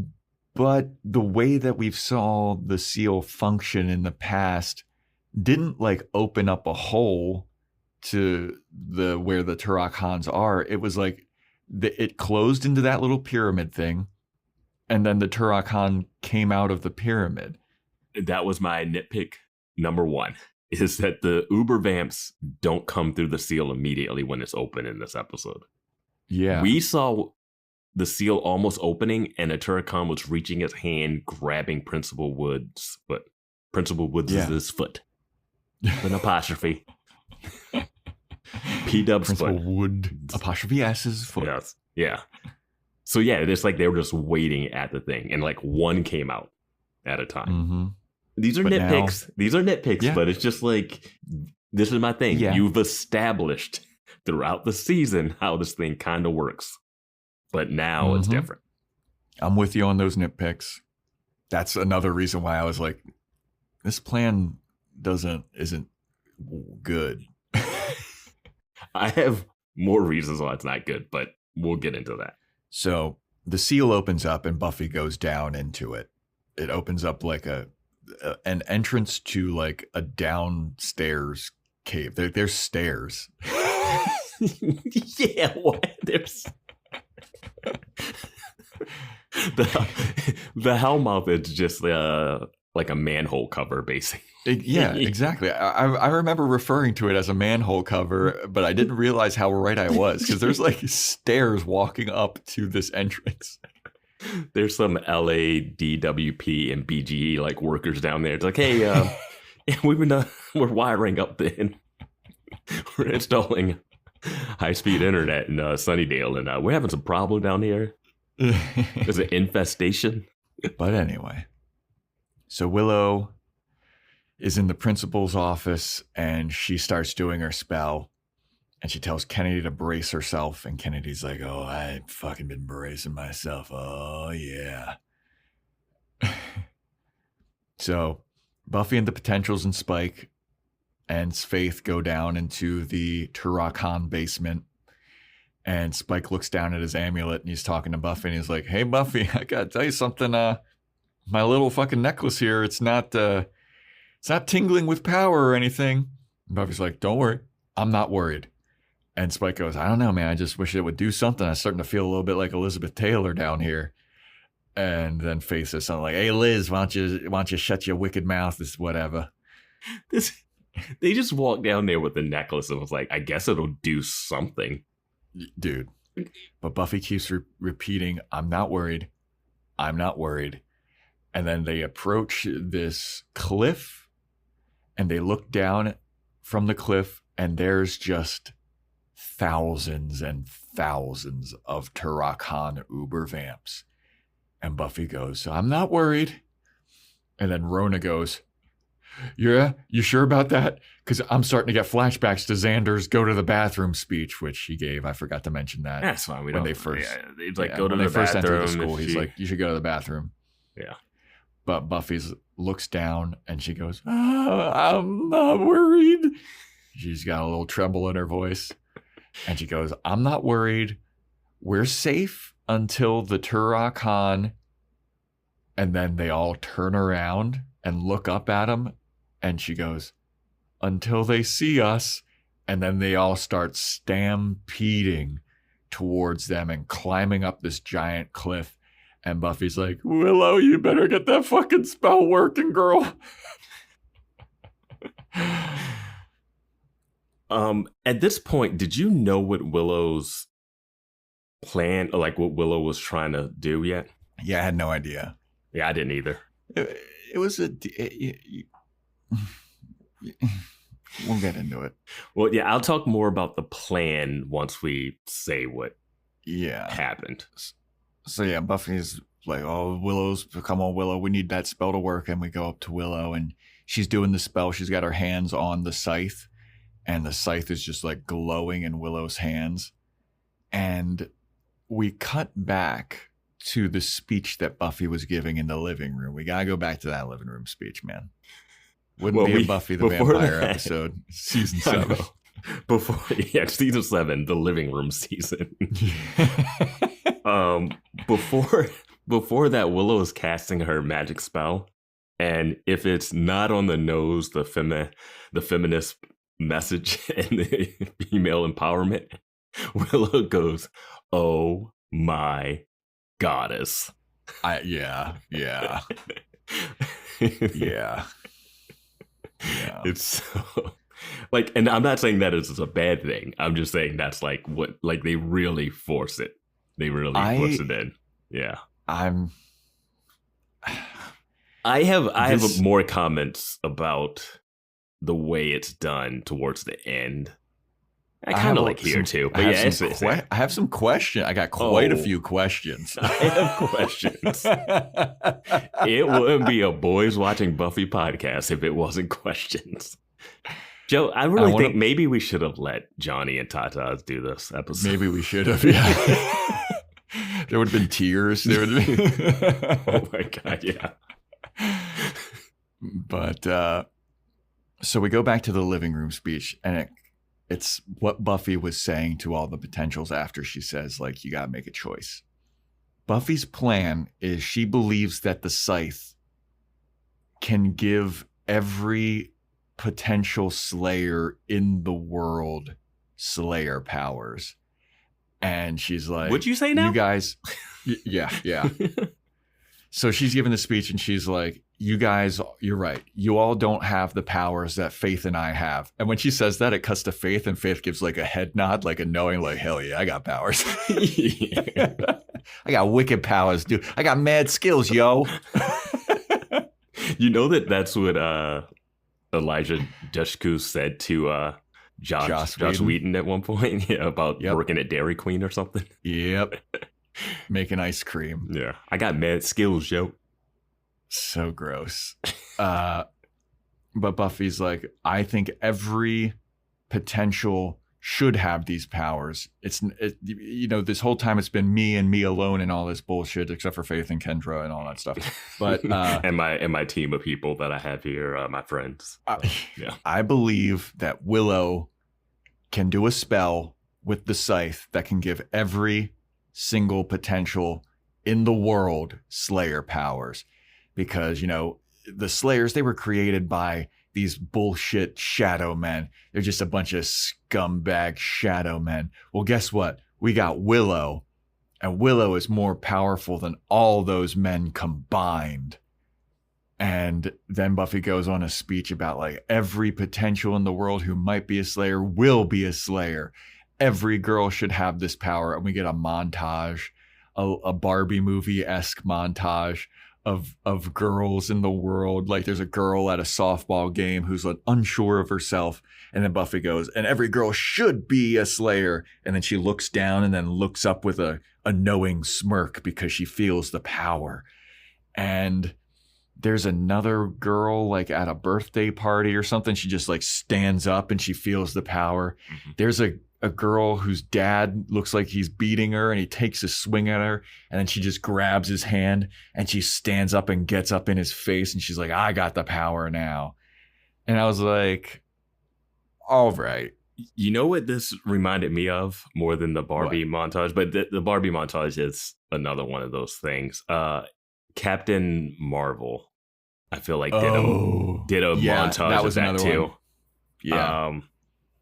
Yeah, it's just like it's interesting how and they like years apart some of these movies are, and how every time they want to show this, it's just like, let's just show a montage of women over like a speech and like music, and they're just looking up. Now, I personally have an overlay of the American flag. Yeah. Probably not the American flag. Yeah, not the American flag. Like, I don't think women are like, what America's had this. One of my thoughts was they were going to make a bunch of faiths because that girl playing softball looks like she's going to be a problem. She looks like a psycho, dude. She's going to be a problem. And we never seen the Slayers do any sports. Yeah, Buffy tried for cheerleaders. Yeah. Well, we talked about that, about how like she should just be in gymnastics. Like there was that one episode where she was doing the pommel horse in the training center in like season 5. I mean, just at the Magic Box. If Xander wasn't such a jerk about his job, she would be the best construction worker ever. Absolutely. That is really the Slayer goal. It should just be like trade school for Slayers. Like, dude, she could throw a javelin so far. She could just be hauling up like cement, like the cinder blocks, just hauling them up love herself. That you're like, and I'm like doing like putting her in manual labor. I'm like, she could be an Olympic hero. No, because then that's like kind of fuck the Olympics. She's gotta do that's kind of not fair for all the other people. You know, that's not fair. That gold medal is a little tainted. You know, because performance enhancing Slayer powers with her shadow men powers. Those powers given to her by those evil men. Pieces of shit. Willow is stronger than all of them, which is true. Which is crazy though also. Because can't other people become Willows? Yeah. I guess if they study hard enough. Yeah. If they study hard enough and get mad enough and then someone reminds them not to be mad. Yeah. That's why I asked about Amy the rat. That's why I asked about her. So they make it a bunch of this whole thing. This can of worms has been, because I thought upon first, I'm glad that I did a second watch, because I thought that Buffy was saying that every girl in the world should have this power, and then on second watch, I heard she does say like every girl that is a potential Slayer will be a Slayer. So I was like, okay, so it's not every girl in the world. You know what's crazy about this season is that we introduced potential Slayers. Yeah. I guess it has been kind of introduced beforehand with Kendra and stuff, but not to this extent. Yeah. And then they introduced it with Kendra, but we never really talked about like how the Watchers even know who might inherit the powers. It was just never talked about. We did talk about it with Kendra because we were like, how do they just have like a manufacturing company of like, hey, this is who's next, and how come Buffy didn't get that? Yeah, like we did ask that question, but the show never decides to dive deeper into it. And another minor nitpick for me here was Buffy didn't get a rush of power when she became a Slayer. Somebody had to walk up and tell her that she was a Slayer. Yeah, and now all these feel that. they show people just sitting at a table and then being like, "Oh my god, I'm a Slayer." Yeah. I thought it was kind of like, do you remember the Tobey Maguire Spider-Man where, he gets bit by the spider and then the next morning he wakes up and he's like ripping his sink handles off? Like, what the hell's going on That's here? not the Tobey Maguire one. Is that the Garfield one? Because isn't the Tobey Maguire one like he can see and it's the glasses? Oh, yeah, you're right. Yeah. The Garfield one's where he's like ripping off the he's sink. like, "Oh my god, I'm a monster." Yeah, you're right. But the Tobey Maguire, he wakes up and he's got abs and he can see, doesn't need his glasses anymore. Yeah, He's like, what that's the hell is such this? a simple way to be like, something's different is happening. Yeah. But this one, they're just like sitting still, like eating dinner, and they're like, "Holy shit." Yeah. And then when we go back to like this potential Slayers in the underground, I think Felicia Day's character, Vi, she's like, she feels that they all start to feel the power. And then Vi goes, "Oh, these guys are so fucked," or whatever. "You guys are so dead. You're fucked." I guess now's the time to bring up my issue with the plan here. All right, let's hear it. They're still vastly outnumbered. Ooh, yeah. It has been established that Buffy sometimes struggles with the Terracon one-on-one as a Slayer. Oh, yeah. I'll underestimate thousands. I'll just say thousands, right? And there are, let's say, 50 potentials. Yeah, that's it. And I feel like that's an overestimation. Exactly. I don't care if you're all Slayers and one vampire with a necklace. A regular vampire with a necklace and a soul. Yeah. That's not enough to just beat up all these Terracons. Yeah. We saw Anya give a speech to these potentials about like, they're super hard to kill. Their chest is like steel and you have to pierce it in the exact right spot in the heart. You all have superpowers, right? And they're like, we no. saw Buffy struggle to beat up one. Yeah. No, that was like a 4-episode arc of like, how am I going to do it? I can't beat up this one primordial vampire. Yeah. And it was a big deal when she beat up the one. Yes, that's what I'm saying. They established certain things in previous episodes. And she was able to beat up the 3 that came out of who knows where with her new weapon. They all don't have a super weapon. Okay. Yeah, I was like, okay, they got a scythe. Maybe that's the answer. Yes, right? But now it's just like newly minted Slayers with stakes, and then Buffy doesn't even have the scythe at this point. No, they don't even have the weapon down there. So it's a bad plan right there. Also, my question is, if you have the scythe and you need Willow to do the spell, why does she have to do it while you're down there? Why can't she just do it before you get there? Yeah. I understand for the dramatic purpose, you want the tension. But you know what? Make sure that thing works before you go down and open up the seal. Yeah. And I quoting Willow here, "Buffy, sweet girl, not that bright." So I mean, like, test this thing out. Yeah.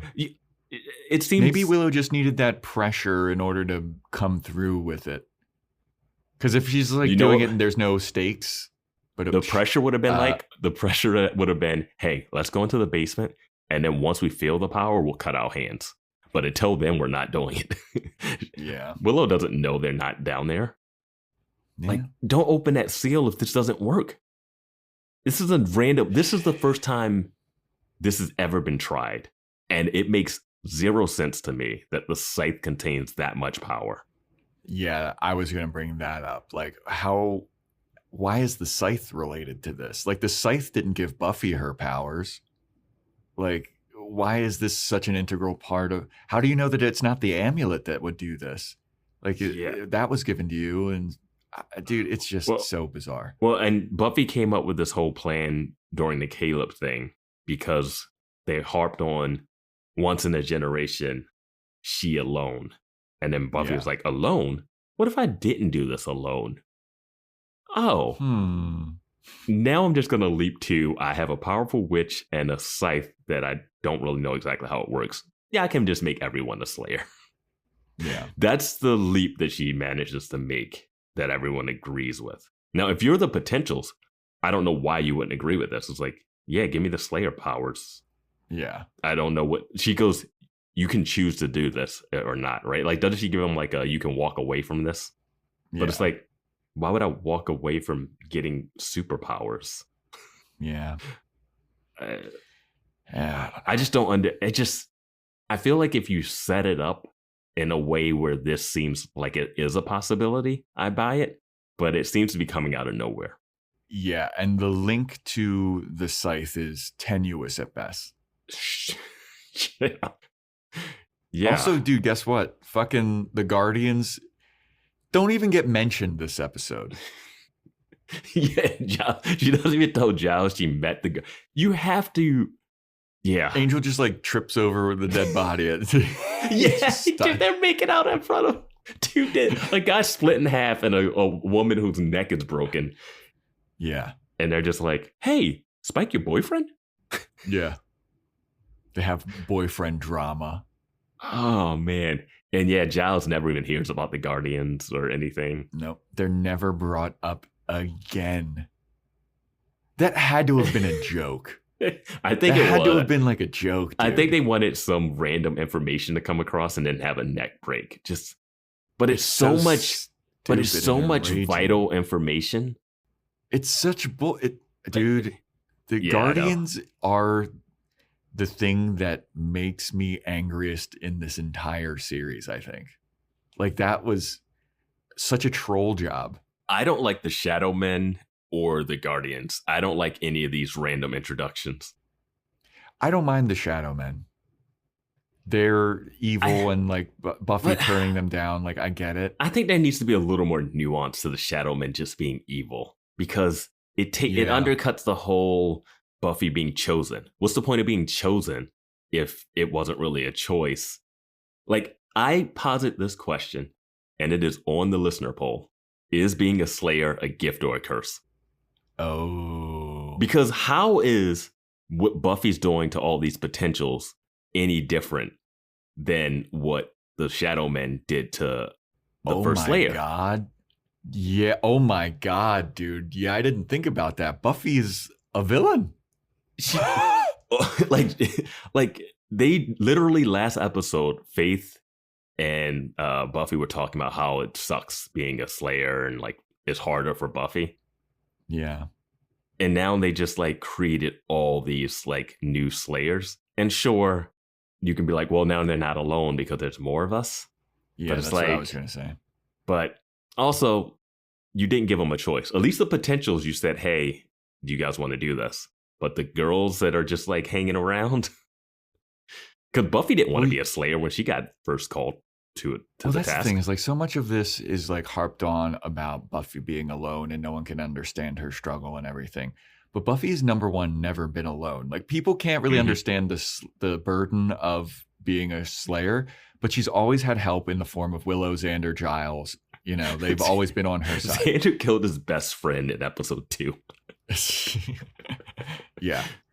Like, and I get that no one can understand the burden, but Willow, like, Willow's more powerful than all of them combined. And Buffy's like, hey, how come you can't do magic? All of them are like, why don't you do magic? Like, they don't understand the burden of being the most powerful witch in the world. Like, that would be worse because Willow has the power and has to not use it. Buffy never has a moment where she doesn't need to punch something as hard as she can. Well, then also, like, Giles and Buffy will come up to Willow and be like, why can't you just use why can't you use magic? It's like, Willow's like, I have a problem, dude. Like, no one's going up to Buffy like, how come you don't use your Slayer powers? Yeah. Like, she's always using her Slayer powers. Buffy's like, I came up with a genius plan. So, Willow, this is what you're going to do. Willow, beat everybody. Yeah. And potentials, we're going out for ice cream. Yeah. Good God. Yeah, I don't know. It's a lot to throw. Like, I don't know. If you could just somehow lead up to this, it just feels like it's just coming out of nowhere. Dude, and Vance, this means that I don't know how many potentials are. I mean, in Buffy's house, there's already like 6,000. I thought they had I thought they had the last bunch of them. I thought so too. That's what the fucking Watchers were saying. We should see the Bringers attacking those girls on the little girl on the softball field. He's like the umpire. He's just got a knife standing up. We just see a bunch of curved knives. Yeah, dude. Like the Bringers were doing they were killing all those girls early on in the season. Like, it would be so much easier to kill that little girl on the softball field. Like, that girl is a little pipsqueak. Like, how many potentials are there in the world? Yeah, we just kept saying, like, there's only a handful left or whatever. Yeah. But now it seems like there's thousands across the world, which still, in comparison to like the 6-7 billion people, like, that's not a lot, but it is a lot more than the one that we were always harping on about, like, damn, there's only one. It's crazy to me that this power can be shared to this many people too, without being watered down. Yeah, I thought it would make them like a little bit weaker or something, but no, they got full Slayer strength. And there's so many Slayers in the world now. There's so many Slayers in the world, dude. It's crazy. Oh my God. Is that going to play a part in Angel? That's what I was like. It better, but it won't, because nothing that happens in Angel plays a part in Buffy, and nothing that happens in Buffy plays a part in Angel. So, except for when they bring over magical amulets. Yeah. Dude, so many magical amulets have been transferred. Yeah. The Ring of Amara. Yeah. Orb of Thessalos came back. This amulet. Yeah. Good Lord. All right. I just had to, I mean, it's just such a big undertaking that we had to talk about. Yeah. It's just. Yeah.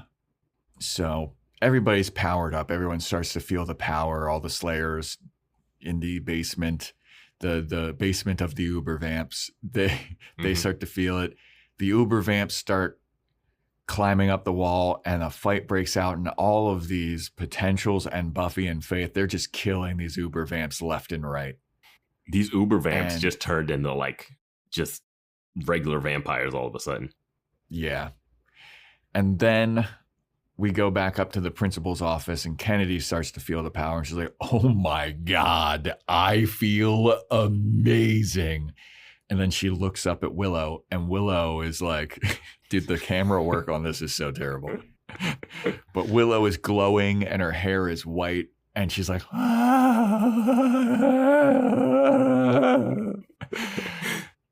bring you joy.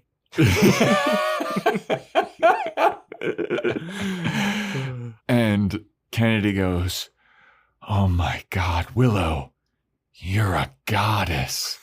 Like, they doubled down on the goddess thing. I know. It's so ham-fisted. Yeah. I wrote in my note, I was like, is she a guardian now? But then Willow snaps out of it. And Kennedy, this is where Kennedy goes, oh, you're a goddess. Then Willow goes, give this to Buffy. And she gives Kennedy the scythe. And then Kennedy runs out of the room. And then Willow goes, oh, and falls to the ground. And she goes, that was nifty. Yeah. Yikes. And Willow calls Kennedy a slayer in this scene. Yeah. So Kennedy runs down into the basement. She takes the stairs. It is insane. They would normally just jump down. Yeah. No, there's a staircase. Remember that episode when Buffy and Riley were in the burnt down high school, and Buffy dove down head first into the Hellmouth? Yep. To fight what wasn't Turricons, because she just dove into Hellmouth, and it was something different down there. Oh, yeah. The first evil controls more than Uber Vamps, right? I think that we've also discussed that the Hellmouth is a state of mind. It's really what it's open to interpretation, Vance. Yes. It's whatever you fear it most or whatever. It's like the Puss in Boots, The Last Wish. If I heard that movie was fantastic. It's great. But if you go to this one place, it depends on who you are, and that it shapes to that. That movie's great. Yeah. Like, you don't even need to watch any of the other movies to watch it. It's It's awesome. Yeah, I heard that it's like phenomenal. Deals with like a lot of adult and like existential themes and shit. Animation's great. Story's great. It's fun. Yeah. So that's the thing that I feel like the animation, it looks kind of like that, like Spider-Man, Spider-Verse animation where it's like kind of jerky a little bit. Maybe during some anxiety scenes, but the rest of it's not. Yeah, it's great. I gotta see that because I heard nothing but amazing things about that movie. But anyway, so Kennedy comes down the stairs. She gives Buffy the scythe. She just screams across the battlefield, Buffy! And then she chucks it. Buffy catches it. Starts killing these Turok Hans left and right. Like she's just going to town. And then Kennedy starts destroying these Uber Vamps. And she goes, I could get used to this. And then the Uber Vamps start walking up the stairs. And somebody goes, look, they're retreating. And I was like, no, they're not. They're escaping. Okay, I'm glad you watched this twice. Because that's what I thought was happening, they said. But then later, there's a lot of like, hold the line, hold the line. Hold diamond hands. And we never really see the line. We never really see them trying to stop the Uber Vamps from getting it. It also makes no sense if your whole plan is to stop them from getting away, but you're going to open the seal. Yeah. You know what kept them down at bay? The seal being closed. Like, that's like with old, ancient, like, stories like that. Fantasy stories would be like, okay, we're the guardians of this one thing. Like, even Game of Thrones is like the wall. Like, we have to protect the wall so that the White Walkers don't get through. And that's what you do. You protect this one thing to stop them. You don't tear the wall down and then try to fight them and then try to stop them from getting past the thing that was stopping them already. It didn't make any sense. They're starting to retreat, but they're doing exactly what you were terrified of them doing. They're taking the stairs. They're taking the stairs, walking upstairs to get to the school. Stairway to hell. But it's also like, yeah, they're going upstairs, but it's daytime and they can't go out in the sun. Like, that's like their biggest weakness that we've seen. So, like, let them escape. Think about that. It just... I get they want a big fight scene. I get they want a big fight scene and everyone have the Slayer powers, but it's just what we've seen before. It just doesn't make a lot of sense. Well, P-Dub's part of his plan is like they can escape to the sewers through these exits, right? Oh, that's what they were doing. They were putting stuff that two people could easily move so that the vampires couldn't.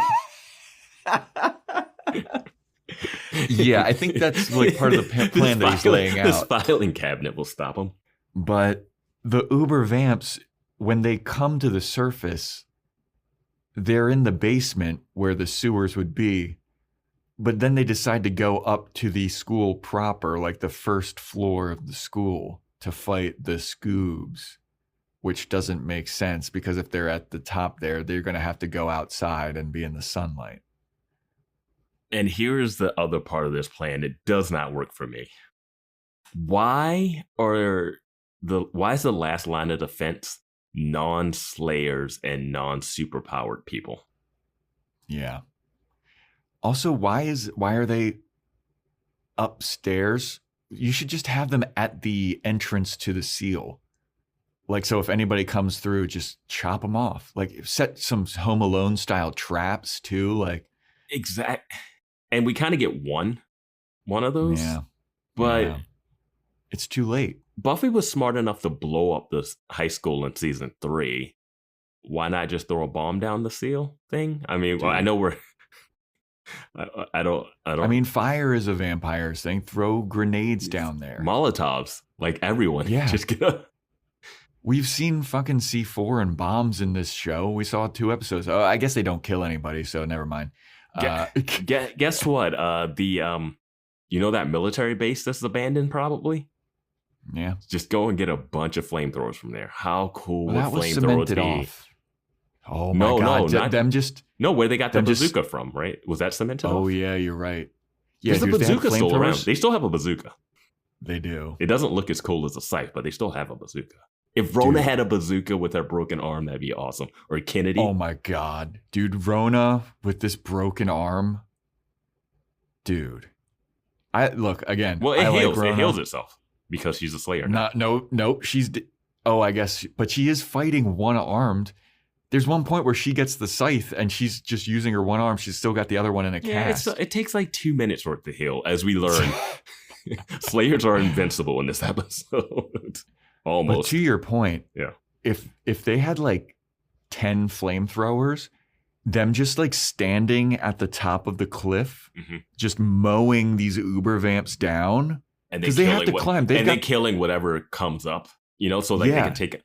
It's just something where it's like you saw that many people and you thought your little living room full of potentials was going to destroy a whole army. Yeah, and Buffy has had a vision of this. Yeah, she knows that there's thousands of them. Yes.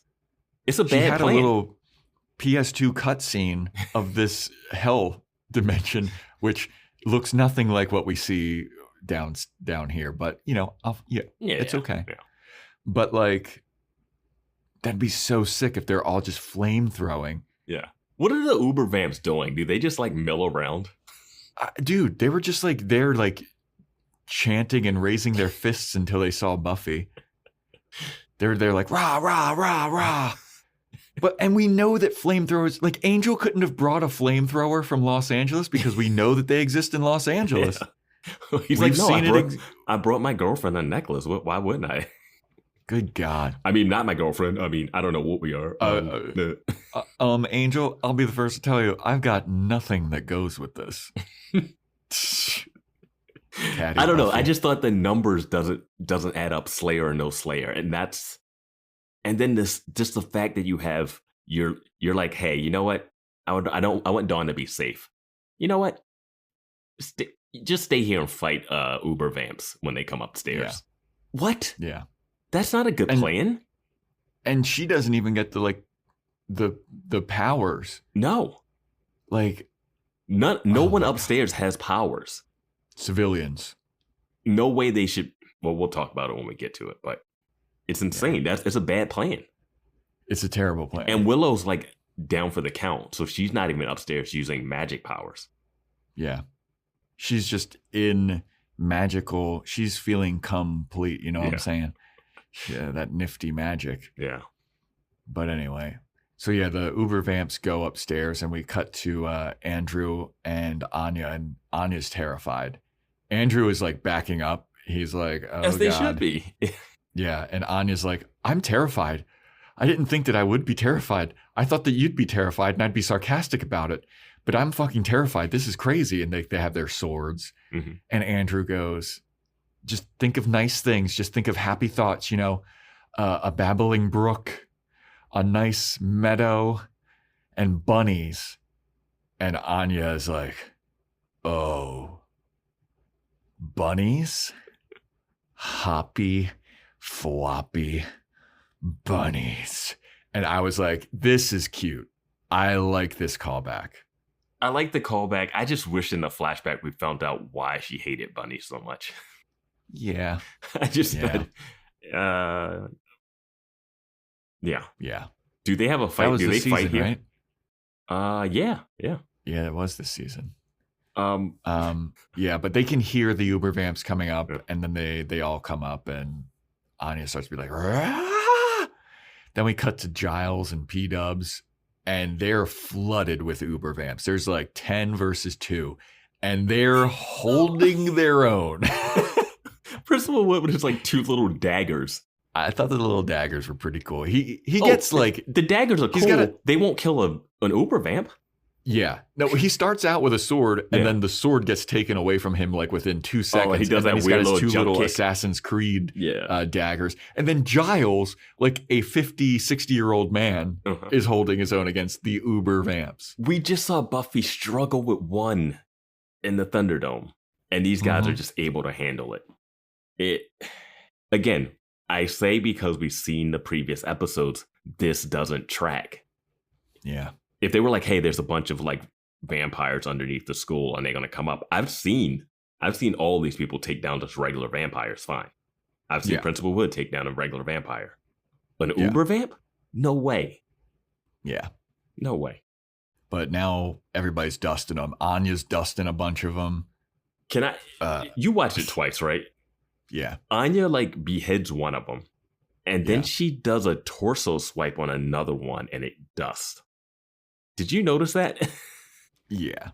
I had to go. I mean, it's very obviously CGI, and it was just Anya like swinging a sword wildly. If you're gonna CGI it in, just make the guy's head get hit, because she slices with a metal sword across the chest of a vampire, and it dusts it. Yeah. That doesn't. Vance, you're right. I mean, I can't argue with you. You're right, but yeah. Okay. So then we go back down to the basement of the Uber Vamps, and Spike's necklace, the amulets, kind of making him go crazy now. He's like, Buffy! And then Buffy is barking orders to people, and she's like, everybody hold the line, fall back, hold the line, you take this flank, and all this shit. And then from behind, Buffy gets stabbed in the abdomen. And in my second rewatch, I was like, I'm going to watch this vampire behind her to see why I didn't finish the job. That was my question too. But immediately after he stabs her and he pulls the sword out, Vi attacks him and he gets tangled up with Vi. Okay, cool. I'm happy you watched it a second time, because I was wondering, why don't you just finish that? Yeah. And based on what we see happen with another character, I was like, why didn't you just do that? I guess some Game of Thrones level plot armor for certain people. So Buffy gets stabbed and she looks down and she starts bleeding. She's bleeding heavily. She falls to her knees and then falls face down on the ground. And then Faith, who is just destroying Uber Vamps, she might be the MVP, dude. Yeah. So far. She turns around. She sees Buffy on the ground. She goes, oh, wicked hell, man. What the fuck, Buffy? What are you doing laying on the ground, dude? And Faith's like, Buffy, oh, Jesus. She runs over to Buffy. And Buffy looks up at her. She's holding the scythe. And she goes, Faith, hold the line. And gives Faith the scythe. And Faith looks at her like, you got it, fucking boss. You got it. She takes the scythe and goes even more ham on these Uber Vamps, dude. Like, she is kicking so much ass. And then Xander, we go upstairs. Xander and Dawn have set up a little Home Alone-esque trap, like where there's Uber Vamps. And they're fighting. Xander's initially fighting him off with a sword. And then 3 of them show up. And then Dawn pulls a rope. And all these like the curtains open and it's like a sun hits them. Almost. Yeah. Yeah, but is it covered by a window? Because if it's covered by, it's got to be pure sunlight. Because if there's a window on that skylight, I'm calling bullshit. No, window light still burns, because they've trapped people in like a little jail thing, and like the sunlight can come through. It's the same way. It's the same way a vampire can get dusted by a sword to the torso. Like, it's fine. Yeah, we've also seen vampires with window sunlight. Yeah, I mean, you gotta light the scene somehow. But yeah, the curtains open and those Uber Vamps get turned to dust, and then Xander goes, "It's called the greenhouse effect. It's very dangerous." And then he gets grabbed by a bringer. So now the bringers are all here. Where did they come from? Hey, yeah. And I will ask, are the bringers stronger than the Turrican? Because they seem like they're at least equal power. They really had to nerf these Turricans for this episode, though. They nerfed them and then brought the bringers up. I don't even know why it's a switch to the bringers.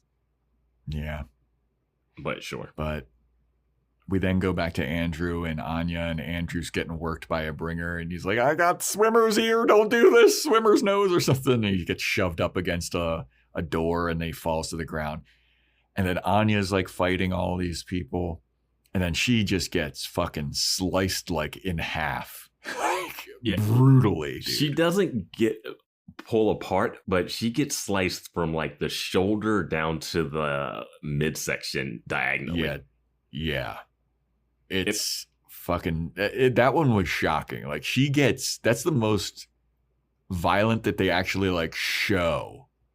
I mean, aside from like that Adam with the kid being skinned and I guess Warren getting flayed, but. Yeah, Warren getting flayed is probably though. Yeah, that's pretty brutal. Worst, but this is shockingly. Yeah. Like she gets sliced almost in half. Yeah. Like that bringer it was a bringer. It was a bringer. That's what I was saying. Like they handled all the vampires. Then the bringers come through and they're just wrecking shop. That bringer was about like 1 foot away from slicing her in half. Mm-hmm. Like, good God. Yeah. But then we go downstairs and we see P-Dubs. He gets sliced across the stomach. Mm-hmm. And then he's falling and Giles catches him very tenderly. And then P-Dub's like, I'm still prettier than you. I was like, But I guess Giles and P-Dubs have taken care of all their Uber vamps. Yeah, again, it's all bringer fights now. And they are losing to the bringers. Yeah. How are the Uber vamps not better? The bringers wanted to open the seal to bring the Uber vamps. Yeah. Okay. So then we go back to the underworld and Faith is like slicing everybody, but then she starts to get overwhelmed by Uber vamps. And so she throws the scythe to Rona and Rona catches it with her one good arm. You can hear and then she starts all the swinging Rona haters hate it. that she even got a chance to touch the powerful weapon. So then we see Buffy and Buffy's having that like shell shock PTSD, like wee type of ear stuff going on. And she's looking around. She sees an Asian Slayer. This is not Chow Ann, I don't think. I am not even going to try and guess which one. I did think I saw like multiple Asians. Like they keep changing the cast up for these potentials. It's like whoever's around. They're like, we need some. Let's just throw people in here. But one of them is getting bit on the neck by an Uber vamp. And then Amanda falls dead right in front of Buffy. The one that Buffy had bonded with the most? Question mark? Yeah. I wasn't sure the decisions of who to kill this episode and why they chose who they chose. Yeah. So Amanda gets killed right in front of Buffy. Other girls are getting killed, presumably. Mm-hmm. And then the first evil as Buffy appears in front of Buffy. I'm sorry. I'm just remembering a few episodes ago. This fight scene has the exact same pattern when they first went to the vineyard. Yeah. The potentials go in, handle their own against bringers. Buffy gets uppercutted. The potentials can't handle the bringers anymore. Yeah. They lose confidence boost because Buffy's on the ground. Like it's a video game. Yeah. Yeah. Just the same pattern. Yeah. So first evil Buffy shows up and she looks down at herself and she's got the stab wound. She goes, ooh, ouch. That's gotta hurt. Guess mommy isn't here to take care of you or whatever. And the tide is turning and you're gonna lose, Buffy. You're gonna lose. Damn, Joyce should have showed up right here. That would have been awesome.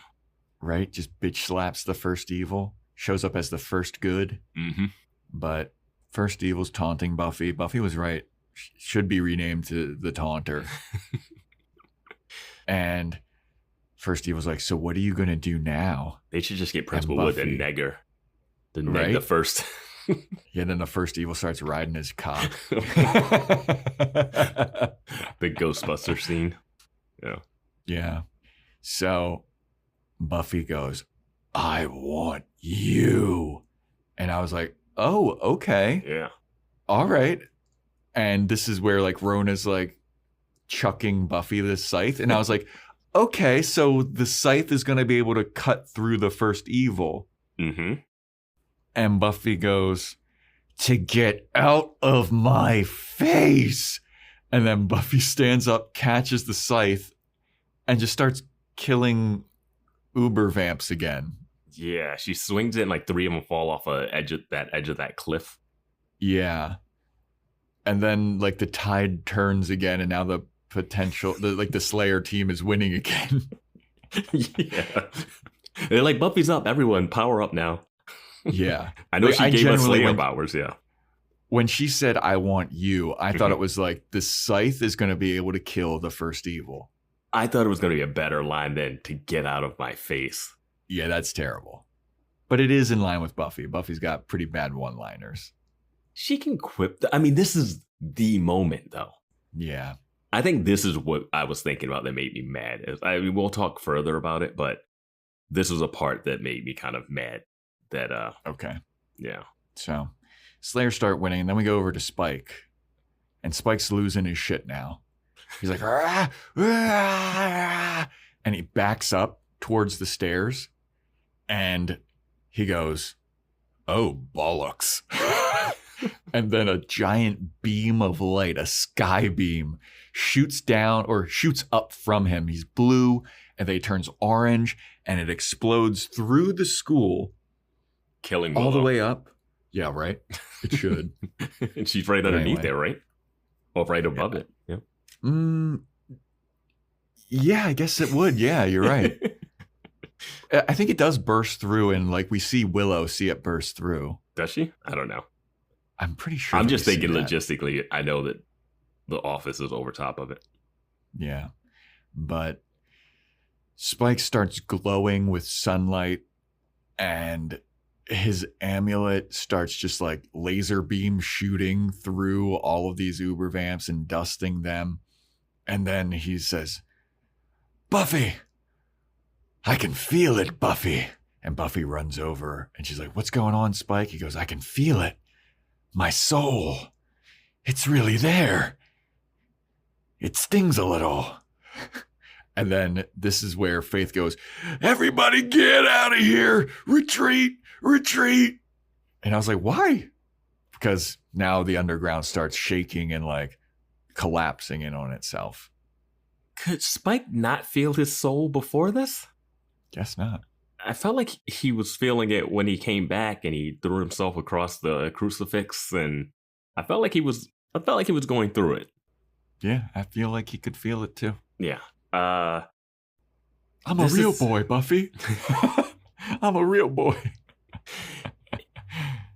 Now, again, I bring up that I think this is a bad plan because I don't think they can win if Spike's amulet doesn't go off and start doing this, but they also didn't know what his amulet would do.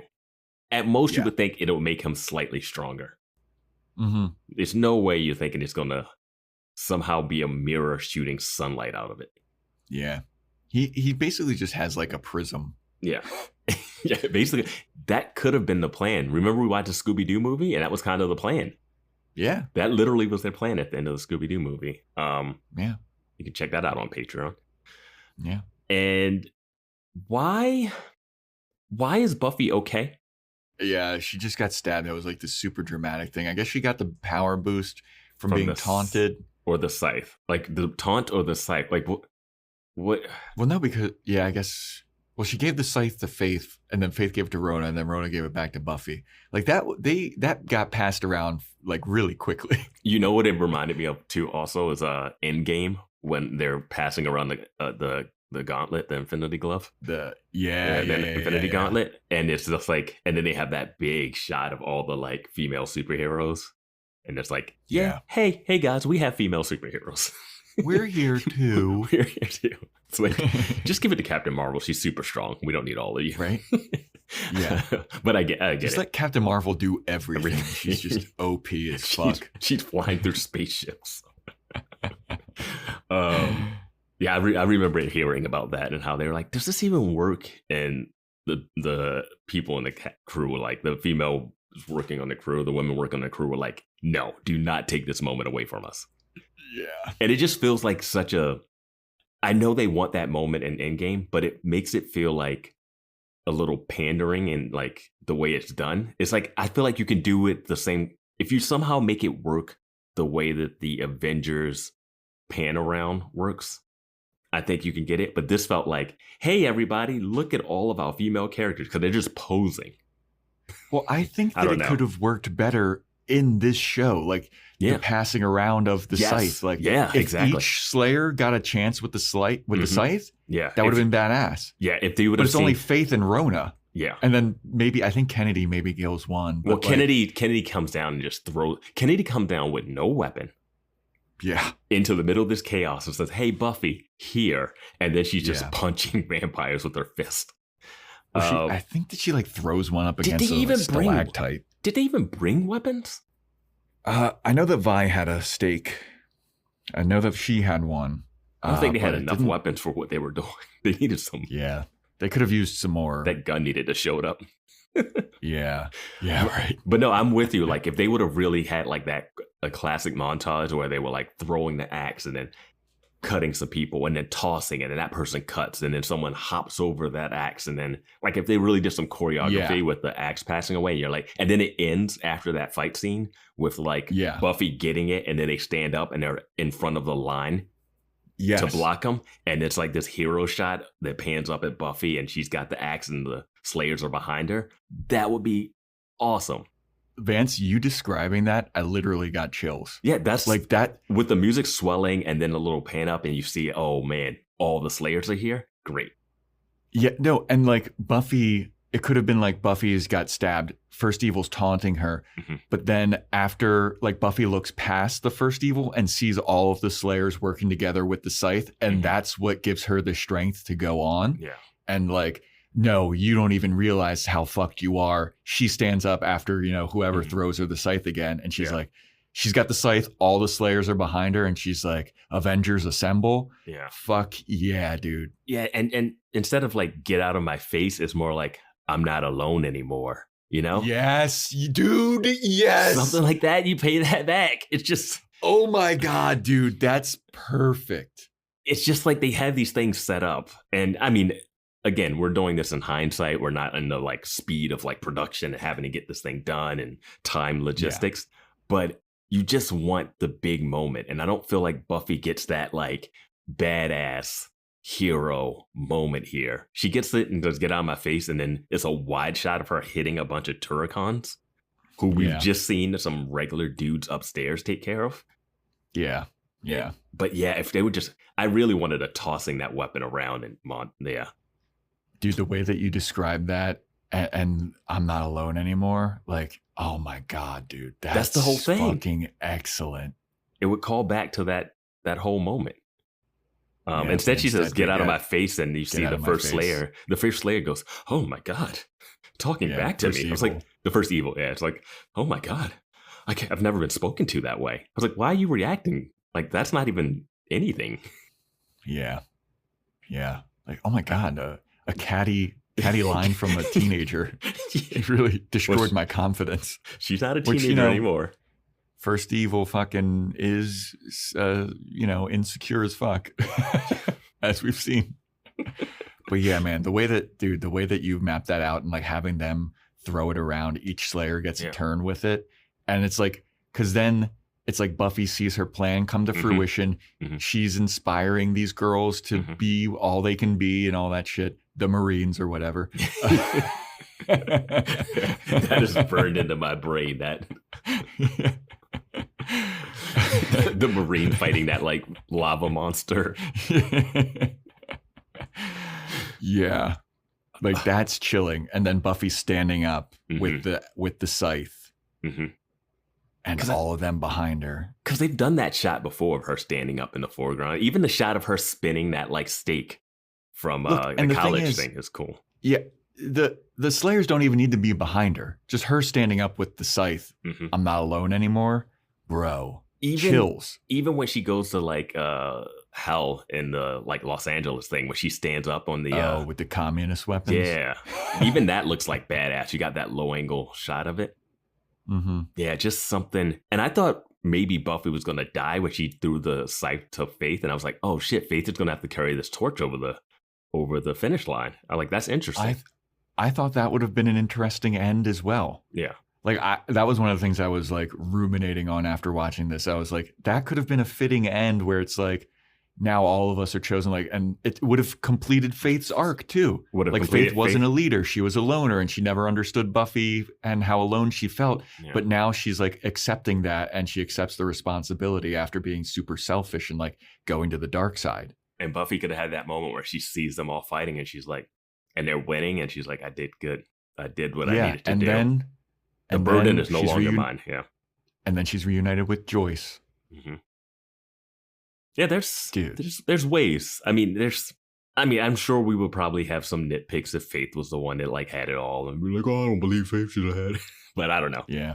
But I thought when she tossed it, when she tossed it, it felt like a passing the torch moment to me. Well, yeah, too. When she gave it to Faith, mm-hmm. it was like, because in the last episode, Faith was like, this feels like it's mine. And then she's like, oh, wait, no, it's yours, Buffy. This was like a passing of the torch. Like, no, it's ours. It's all of ours.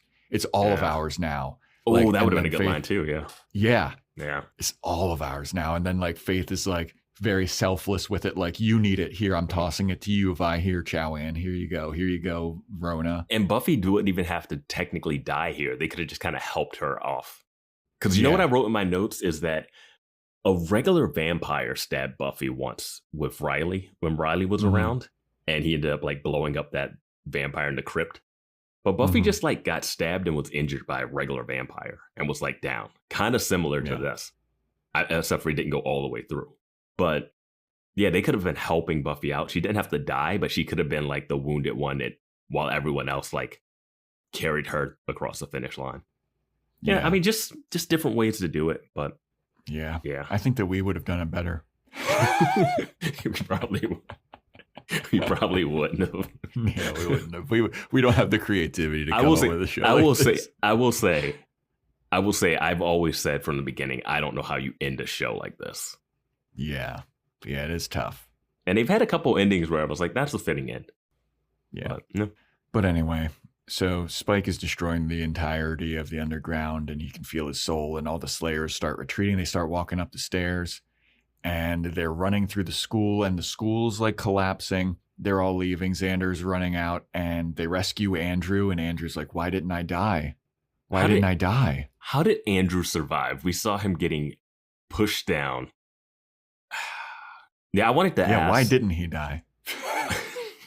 Another question that will never get answered, probably. Yeah. But Giles is walking with P-dubs out there.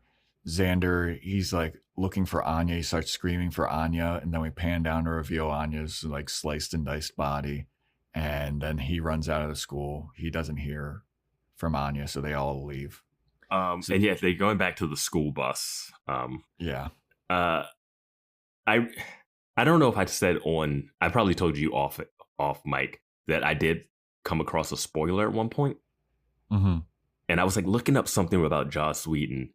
And the spoiler that I stumbled across was someone commenting, Xander didn't even like feel all that hurt when like Anya died. Mm. And I was like, oh shit, Anya's gonna die. Like, so I've known that Anya's gonna die since maybe end of season 6 or something, halfway through season 6.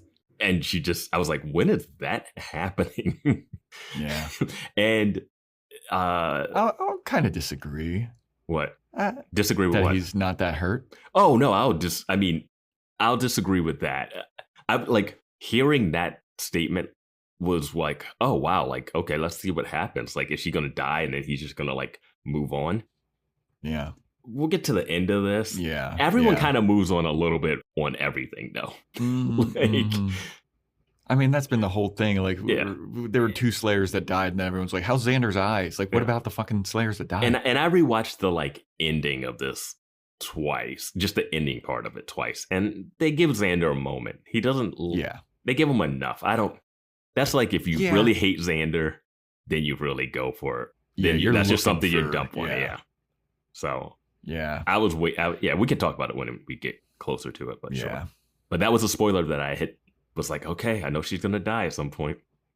Yeah. But it didn't matter because she dies at the end of the last episode. Why does she die? I do not know.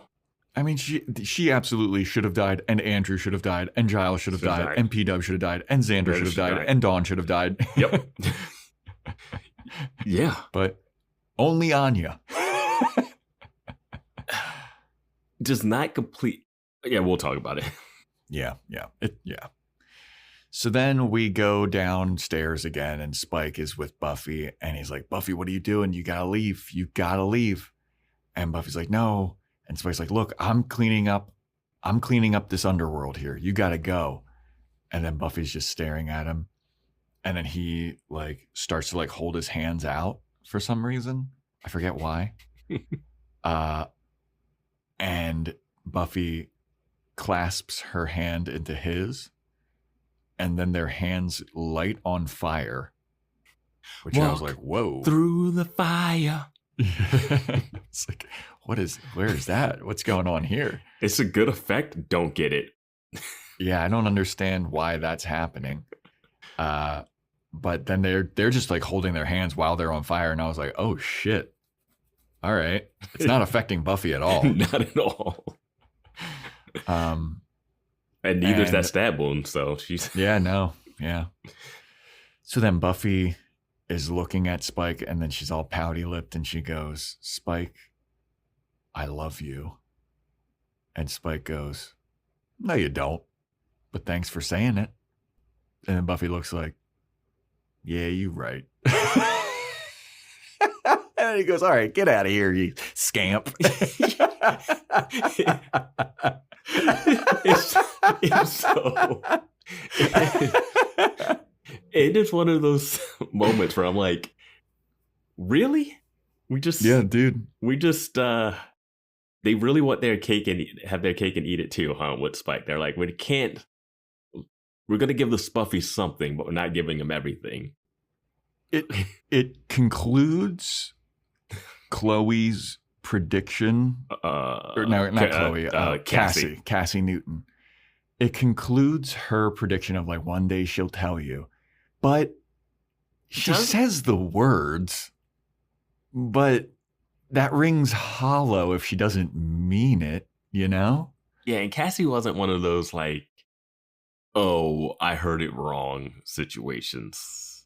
Yeah. That's the problem that I had with this scene is like, we've been waiting for this prediction that Cassie was like, she'll tell you one day. And then Buffy says, I love you. And Spike's like, no, you don't. And Buffy's like, yeah, all right, yeah. And then he's just like, go on, get. And I was like, wait, does she not love him? Yeah, that's what I was like. Does she not? Because the look on her face after he says, no, you don't, but thanks for saying it, is kind of like, yeah, I don't. It's like, then why did you say it? Like, if it's a lie, I guess it's like one of those things like Xander proposing to Anya, like, you're only doing this because it's the end of the world or whatever. But like, if it rings hollow, it loses all of its gravitas. Like, I like Spike saying, you don't, but thanks for saying it. I like that part, but I'm with you with her saying it. Or I thought it was going to be... I thought it was going to be something like she says that he's a champion and that was going to be it. Because I would have hated that. Yeah, I mean, I would have hated that too. He's like, oh, that thing that we just started talking about this episode. Yeah. Yeah. This thing my whole life has been leading towards for no reason. If you guys don't know, in the Angel series, the word champion is like a major thing like that goes around. It's kind of like now how Slayers exist in this world. There's way too many champions in Angelverse. That was like their terminology, and like there was a lot of debate on who is a champion, but then like anybody can technically, I guess, be a champion or it doesn't take a lot to be a champion. You just had to do one good deed. Yeah. And then the Angel brought that vernacular over to Buffy, and I was like, don't do this, dude. Yeah, they said champion earlier before Angel showed up, but they don't do it a lot, but yeah. But this scene, like, it just kind of hurts.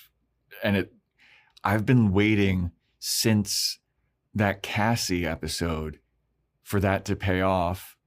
And it pays off, but not in the way that you want it to. Like, it just doesn't, I don't know, man. For me, I question more the whole Joyce. I mean, it's from the same episode, Confessions of Dead People. The Joyce, Buffy won't choose you. No. The Confessions with Dead People is the Joyce payoff, but the she'll tell you one day was the Zach Taylor Bryan episode. Cassie as the first was in that. Yeah. Episode. That's why I got it. Okay. But the Joyce thing. Yeah. When the time comes, Buffy won't choose you is huge.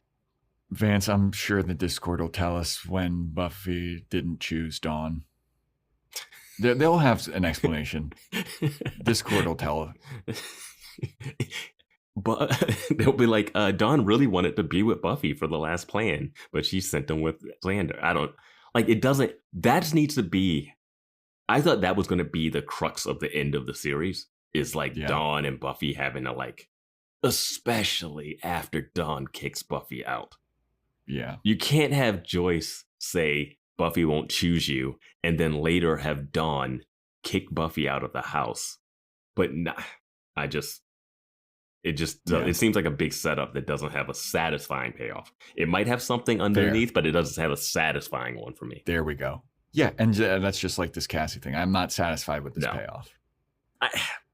I'm torn because I do like Spike's retort to it, but it could have been like, she says, I love you. And he's like, I've always known you loved me, whatever. Like, or something. I don't know. It is a cheeky retort and it's funny, but like for it being the payoff, it doesn't work for me. You know what it is? This last episode wants to keep it open that Buffy and Angel might still hook up and that Buffy and Spike still had something. They want to do both of those. They don't want to like piss off any of the Bengal or Buffy fans, really. Mm-hmm. I don't know. That's what it feels like. Yeah, they're trying to please everybody, man. And when you do that, you please no one. Yep.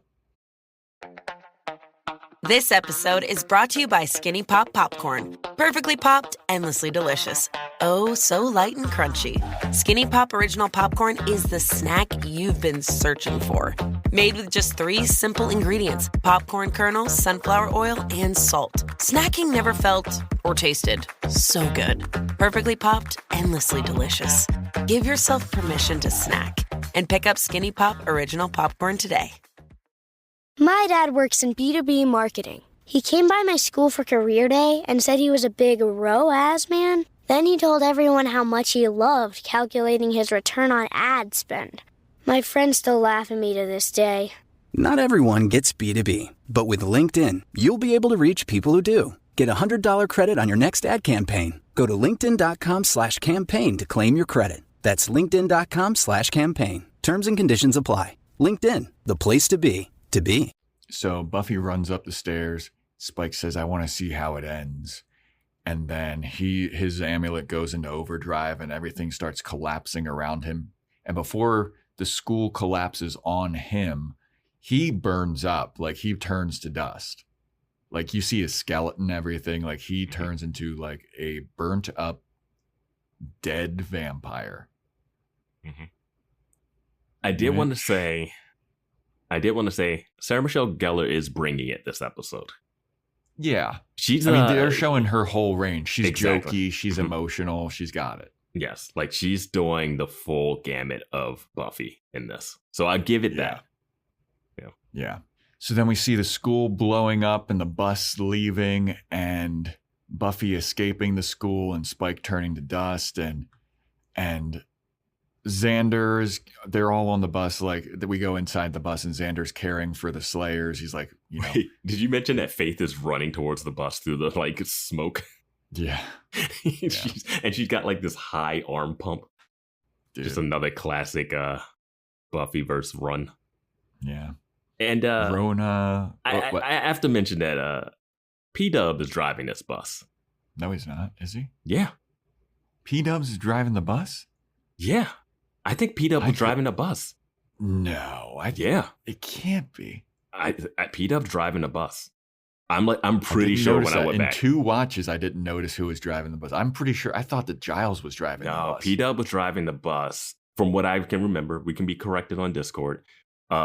But I love that Faith gets in there and he just takes off. He's like, we got one Slayer. Because Buffy's not there. Yeah. And they don't even wait.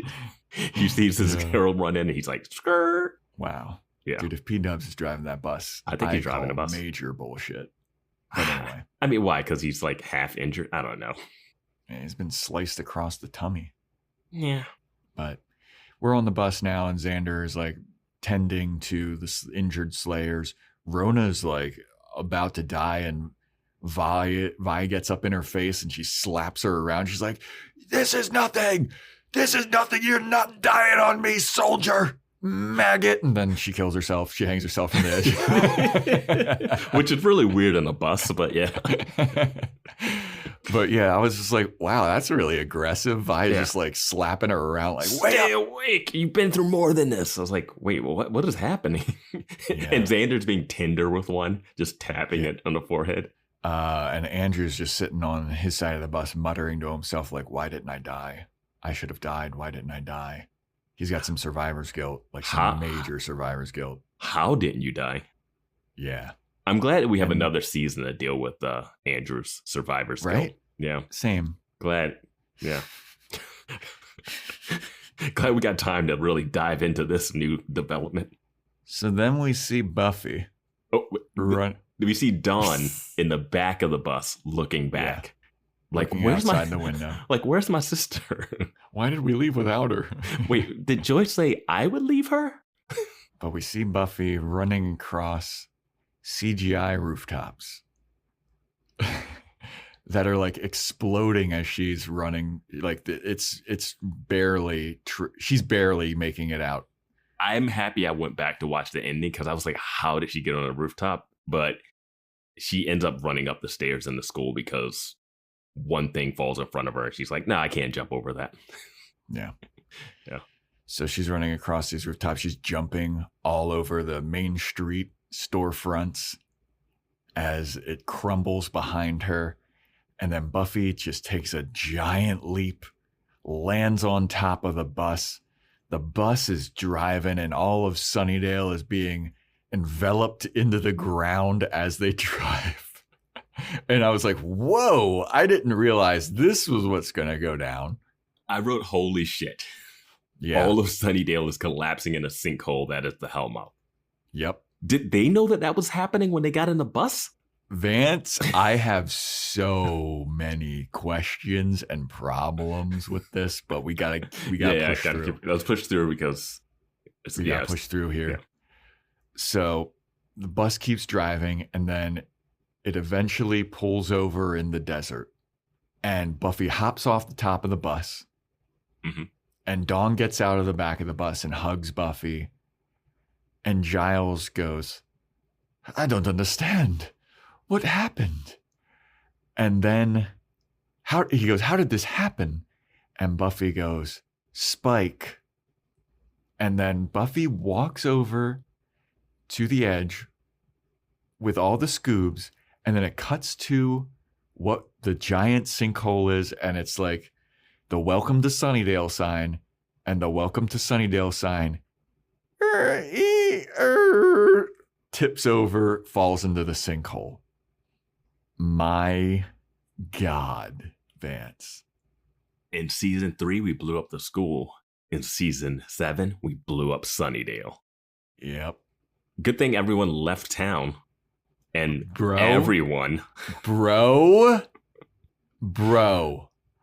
I was ranting about this to Tatas. Oh, but I feel sorry for her for a lot of reasons, but I really feel sorry for her for that.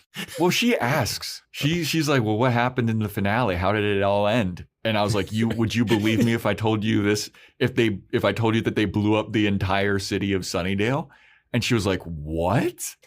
And I was like, "Yep." With a necklace? Yep. I was like, dude, they kind of get away with it because they have that thing of like, oh, everybody's leaving town. But I call bullshit, okay?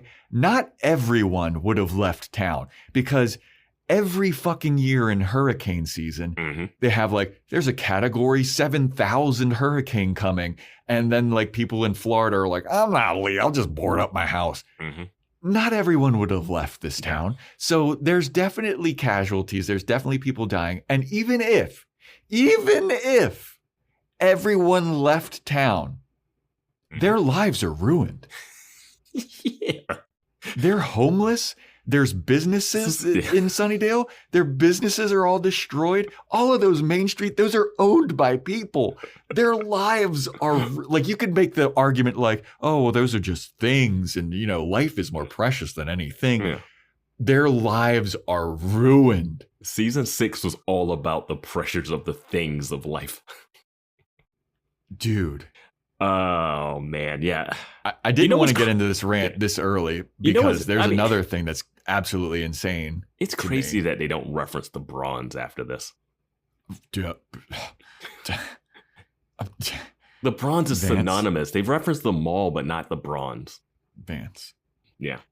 I'm surprised that like when they had their little OG Scooby Gang powwow, they didn't mention the bronze. Like, oh, let's go to the bronze. I heard that Chumbawamba's playing at the bronze tomorrow or some shit. Oh no, I had a werewolf locked in library jail. Hope he's all right. Yeah. But anyway, so then Xander gets off the bus and he sees Andrew, and Andrew's just kind of looking down. And Xander goes up to Andrew and he goes, Did you see what happened? And Andrew's like, I don't know, man. I was scared. I didn't see what happened. And then Xander goes, Did you see what happened to Anya? What happened to Anya? And then Andrew, he gets a nice little payoff too. He gets a payoff on his like storytelling thing. Mm-hmm. Okay, that's what I wanted to ask you about because you watched this twice, yeah. Yeah, so Andrew looks up and you see that Xander's like very like concerned, like what happened? Just tell me like something cool. And Andrew gets a nice little payoff of a storytelling device because that's his thing. Is he makes up stories. And he goes to Xander, goes, She was brilliant. She was so brave. And she died saving my life. And Xander just like pats him on the shoulder and he's like teary-eyed and he's like, That's what my girl does. Always making the silly decisions or something like that. Yeah. And he like just pats him on the back and he just like walks off. And I was like, how do you not see that like he's concerned about that? Yeah. I mean, they're like, if someone just hates Xander, like, oh, he didn't run around the school that was collapsing to like help to look for Anya. Meanwhile, Dawn just sprints out and gets on the bus without looking for Buffy. Yep. Or asking where Buffy is. It's like you can't have. I mean, some people just hate Xander, So whatever he does is not going to be good enough. He didn't like fall on his knees and cry to the heavens. Oh why? Oh why? But yeah, I was wondering like when Andrew said this, I was like, she didn't really save his life though, did she? No, she didn't. No. But I do posit. How did he survive the last thing we saw when he was getting tackled against the locker by like two bringers? Yeah. And then all of a sudden he's like, I'm alive. I'm like, did you somehow kill them? Because it looked like your weapon was down too. Like, so I don't understand how he survived. So I wasn't sure if I had missed something where like Anya was like half cut and she still like threw a knife at him or something. Yeah. No, it doesn't make sense how he survived. Yeah. Apparently there was two separate writings of this script where Andrew does die. Mm-hmm. And Anya survives, but they went with this one. But I don't know why you don't kill them both or don't kill both of them. I just don't understand the choice. Like, I don't know why Anya had to die. Yeah. She doesn't go out she goes out as a hero in this story that's told, but I thought she was heroic just to be there. Like the fact that she didn't run away and was willing to fight. Yeah, I think that was like kind of her heroic like redemption because she left during the ascension. But I think I'm sticking around for this one and I'm fighting. I think they wanted Andrew to not die because he was the one that thought he was going to die. So it's one of those like, all right, we've been in the chat rooms. We know what you know what you were thinking. I think he needs to sacrifice himself for an arc. Or tries to and hilariously fails. Yeah. And like they just like pick him up off of the ground like, come on, Andrew, get out of here. But like they make such a big deal about him. He should have been like the only survivor, if anything. And he's like, I'm alive. Yeah. There needs to be something different for me to satisfy what his arc is, as opposed to him being like, because he has survivor's guilt before this episode. I just think like he needs to.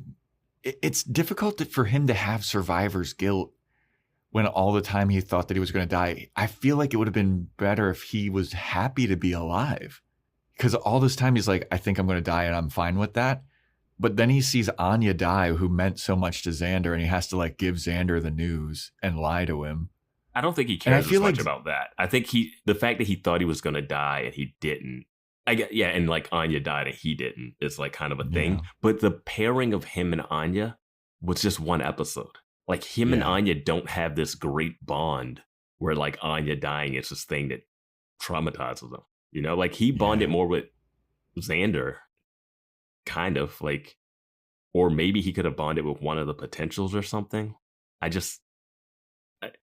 They did these pairings really close, like P-Dub and Faith, Andrew and Anya. Like I mentioned last time, I was like, this is a pairing we never thought we needed. Like I was like, oh, we got it. They're kind of fun. But now it means way too much one episode later. Yes. And they just like, you had a whole season. You had a whole season to build it up. They tried to cram so much towards the last 4 episodes of this. But you had 22 episodes. All you need to do is divest like 7 of them to it. Yeah. I just don't. Yeah, it just didn't. I don't know. I just feel like it's not Andrew's arc. I mean, I do like that you brought up the storyteller element of it. That kind of works for Xander, I guess. But I just don't know why Anya needed to die the way she dies, off away from everyone that has known her. And no one else reacts to it. You could say anything you want about Xander. No one else reacts to Anya being gone. Yeah, nobody. Willow doesn't say shit. Buffy doesn't say shit. Giles doesn't say shit. They worked together. Yeah. They were pretend married. He left the magic box to her. Yeah. He made out with her. Like he doesn't say a word about Anya being gone. Do you think that Xander buys this story, or do you think he's just like? Yeah, I think he buys it. I mean, why? Okay. I mean, it's no reason not to. Yeah, I mean, I guess Andrew is a known liar, though. Who cares how she died? The whole town is blown up. Fair. Yeah. But I liked this moment. Like, I was surprised that people were like, he didn't even care that much. Or, well, this was just like a random comment when I had Googled something about Joss Whedon, and then it was like came up, and I was like, come on. Why is that at the top? Yeah, I guess that is just one person, because I thought it was like a good moment of him like, that's my girl. As much as you can get with like there being 3 minutes left in the episode. Yeah. So then we go on to the bus, and we have Faith going up to P-Dubs, and P-Dubs is on his side, and he's like, and Faith's like, oh, come on, dude, this isn't even that bad of a wound. Are you pussy or something? You're giving off Chloe vibes here. And P-Dubs is like, did we do it? Did we make it? And Faith's like, yeah, we fucking made it, dude. I was laughing at it because I think I pictured him driving the bus. So I was like, why are you asking that question in this moment? That's why I'm like, I don't think he was driving the bus. He was driving the bus because I think Faith goes, oh yeah, we're far enough. Stop. Oh, okay. Yeah, and he was driving the bus. Right. Yeah. But right now, it looks like he's not in the driver's seat. No, he's not in the driver's seat right now. Okay, that's why I was like, I don't think he was driving. But they definitely keep driving away, and then Faith goes, hey, I think we're far enough. Yeah, Stop. we're clear. Yeah, we're clear. Yeah, I was like, keep driving, guys. Yeah. Until the gas runs out. But yeah, Faith is like, yeah, we made it. And then P-Dubs is like, good. I can finally rest now. He doesn't say that, but that's the vibe it's giving off. Yeah. Because he just like goes silent and like just kind of, you feel the life fade from him. Mm-hmm. And Faith is looking at him like, no, P-Dubs. And then his eyes are open and she goes to do the warrior close his eyes. Uh-huh. And then as she goes to touch, she like barely gets to his face. He starts coughing and he goes, surprise. And Faith is like, you fucking guy. Dude, you fucking guy. And then Vi comes over with like ice packs and she's like, here you go. She's just been in the bus this whole time. In my note I wrote, that's not funny. Lucky Faith has a dark sense of humor. Yeah. Yeah, it's well performed, but man, it is. Tonally, I really thought he was dead. Why not kill him?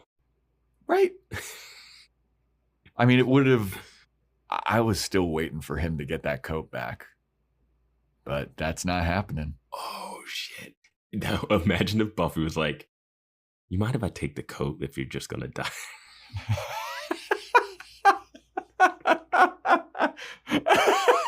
It would really mean a lot to Robin. It would really mean a lot. Yeah, she uses his first name. I mean, everybody uses his first name, but yeah, man. Yeah, when he said surprise, I was like, was that the surprise you were thinking of? You weren't planning that you're going to be half dead you were and figure out. You were trying to fuck again, dude. I don't know. Like, yeah, man. It's fine, I guess. It's just weird. Yeah. But Faith is like, haha, you fucking guy. You kidding me, dude? All right, Vi, take care of this. I got to go stand in this shot. Yeah. It's a wicked good joke, dude. So then we go back outside, and this is where I lose my shit. Mm-hmm. Yep. Well, I don't lose it for... well, we have different reasons. So everybody's outside. Everyone's walking outside, and Faith goes, well, looks like the Hellmouth's officially closed for business, guy. And then Giles goes, no, there's another one in Cleveland. Not to spoil the mood or anything. And they're like, come on, man. Well, and like, we've always known that there's other Hellmouths around. Well, the Cleveland one it's a callback to The Wish. Yeah. But, like, what's happening in Cleveland? Yep. Like, honestly, like, there's a Slayer in Sunnydale, but there's not a Slayer in Cleveland. Like, that's why wasn't Faith should have been. Right? Yeah. But anyway. Yeah. So Giles goes, not to spoil the moment, but there's another one in Cleveland. Then Willow goes, Buffy, we saved the world. No, we changed the world. I can feel them, Buffy. Slayers are awakening everywhere. And then I think Xander goes, or Giles goes, well, I guess we aren't going to the mall tomorrow because the mall was in Sunnydale. And then Xander says, yeah, the Gap, the Toys R Us, the one Starbucks in town. Who will tell of these monuments to future generations? And Giles goes, there's a lot of work ahead. And Faith goes, can I push him in? I just want to sleep, yo. And then Willow goes, that's got my vote. And Principal Wood goes, did I hear vote? You hear him from the bus. So we vote. And then Buffy has not said anything this entire time. She's just staring out into the void. And then Dawn goes, so what should we do, Buffy? What should we do? And then Willow goes, yeah, what are we going to do, Buffy? And then Buffy gets this crazy smile. And that's where we end the episode. And my first thought when seeing her smile was the SpongeBob meme of the entirety of Bikini Bottom is on fire. And SpongeBob goes, we saved the city, Patrick. It's like, what is she smiling at? The whole city's destroyed. I get that they saved the world. Like, yeah, whatever. But there's definitely people that died in there, and there's lives that are ruined. Does Buffy have the line about we're going to have to go find them all? No, Giles says that. Oh, of course, the Watcher's like, more girls to go find. Yeah, Giles and Willow, they talk about it. They're like, we're going to have to go get them. So did you notice, like, because I watched the ending twice. Did you notice the, like, blocking of how Giles is on the left side and he walks and stands behind them when he's talking about the mall thing? Yeah. And Xander has to deliver his quippy line. Mm-hmm. And I kept thinking about having to do that as an actor. And just like, he's coming off the emotional scene. I mean, obviously you don't film things in order all the time, but like, he's supposed to be coming off this emotional scene, just found out like the love of his life is dead. And then it's just like, but he still gotta do these quips here. And he's delivering it kind of somber. Yeah. But I was just like, I wonder how many takes he had to do that. Yeah. Talking about the Gap and Starbucks and Toys R Us, the one Starbucks in town. And in finales, it's always that thing where like the actors themselves know that this is the last episode. So they always have that little weight to it too. Yeah. I gotta really fucking bring it. And this is like the last lines of my character. How am I going to do it? Or they're actually like just emotional that this journey that they've been on for 7 years is ending, you know? So even if the episode isn't about a journey ending, they still have that feeling to themselves. Mm-hmm. Did you notice that the last word that Buffy says in the entirety of Buffy the Vampire Slayer is Spike. That's the last word she says on this show. Who cares? She doesn't love him, though. No, yeah. He just gave her the strength, and they stayed up, and the night meant it was the best night of his life, and it meant something to her, too. And until she saw Angel and just started making out with him. Yeah. Spike who? What? Now, the thing that made me really mad. All right, let's hear it. I was waiting. I can't wait. Is they have a line here that says, "We defeated the first evil." Yeah. Did they? Yeah, who knows? When? Like how you said, when she got thrown that axe, I thought, oh shit, she's gonna cut through the non-physical form of That's the what I first thought evil. Was going to happen, man. Like the axe had the power to do that. And I went back and watched that scene again. She does not swing and go through the first Buffy or anything. And I don't see the light rays that are killing the Uber vamps. I don't know. And it's the first evil. It's not like beholden to that one Hellmouth area. It can travel around. Yeah, it's the essence of all evil. Right? So they say that they got rid of it, but I'm like, when? They didn't kill evil. And I know one of your predictions, not to get too far into predictions of the bonus episode, was that they have to learn to live with evil. Yeah, that's what I thought when Joyce visited Buffy in that bathroom scene. She's like, you can't defeat evil. It's always around. Mm-hmm. I thought it was we have to find a balance type of thing. Yeah. And they've always had that thing where you have to just keep fighting. You're always going to have to keep fighting. We're never going to get rid of evil, but we just have to keep fighting it. And that's the thing. But they didn't kill the first evil, or if anything, they just slowed it down. I mean, if the first evil is the essence of all evil in the world, does that mean that there's no more evil if they defeat it? What? But they didn't. One, I don't think they defeated it. They defeated all the vampires. But the Turrican are not the first evil. They're the army of the first evil, but they're not the first evil. Yeah. And that was my thing. I think we needed, that's what made me mad. I think we needed this first evil's been present throughout this whole season, because I was thinking back to the From Beneath You It Devours, which probably my least favorite thing that kept getting thrown in this season. Yeah. And then it's just no payoff to her face. Get out of my face. Was that enough to? Where's the showdown of the first evil and Buffy? Yeah. There's no show. Her fighting faceless Turricans, not cool. Yeah. Her telling herself to get out of her face. She said that to the first. She's been talking to the first evil all season. She did it earlier in the episode when Caleb, the ghost of Caleb, shows up. She's like, I know you're not him. Get out of here. Yeah. Willow has told him off. Spike has told the first evil. I mean, the first evil in this episode was whispering in Spike's ear about aren't you mad at Buffy? Did nothing. Yeah. For no reason. Yeah. So it was just we never got that showdown of the first evil and Buffy in a way. Because I was thinking when Caleb said the line about when first Caleb said the line that, oh, my armies will be here, and then I'll take human form, or I'll take form or something. I'll take a then physical form. Then I will be made flesh. Flesh, right? I was like, yes, that has to be your plan. You have to make the first evil flesh so you can kill it. Yeah. They didn't stop the first evil. That's also another big reason why I was like, this doesn't feel like the end of the series. It doesn't fit. I know. It's well, you killed all those vampires that those shadow men showed you. Okay. Yeah. And you basically did the shadow men's plan of giving power to a bunch of people.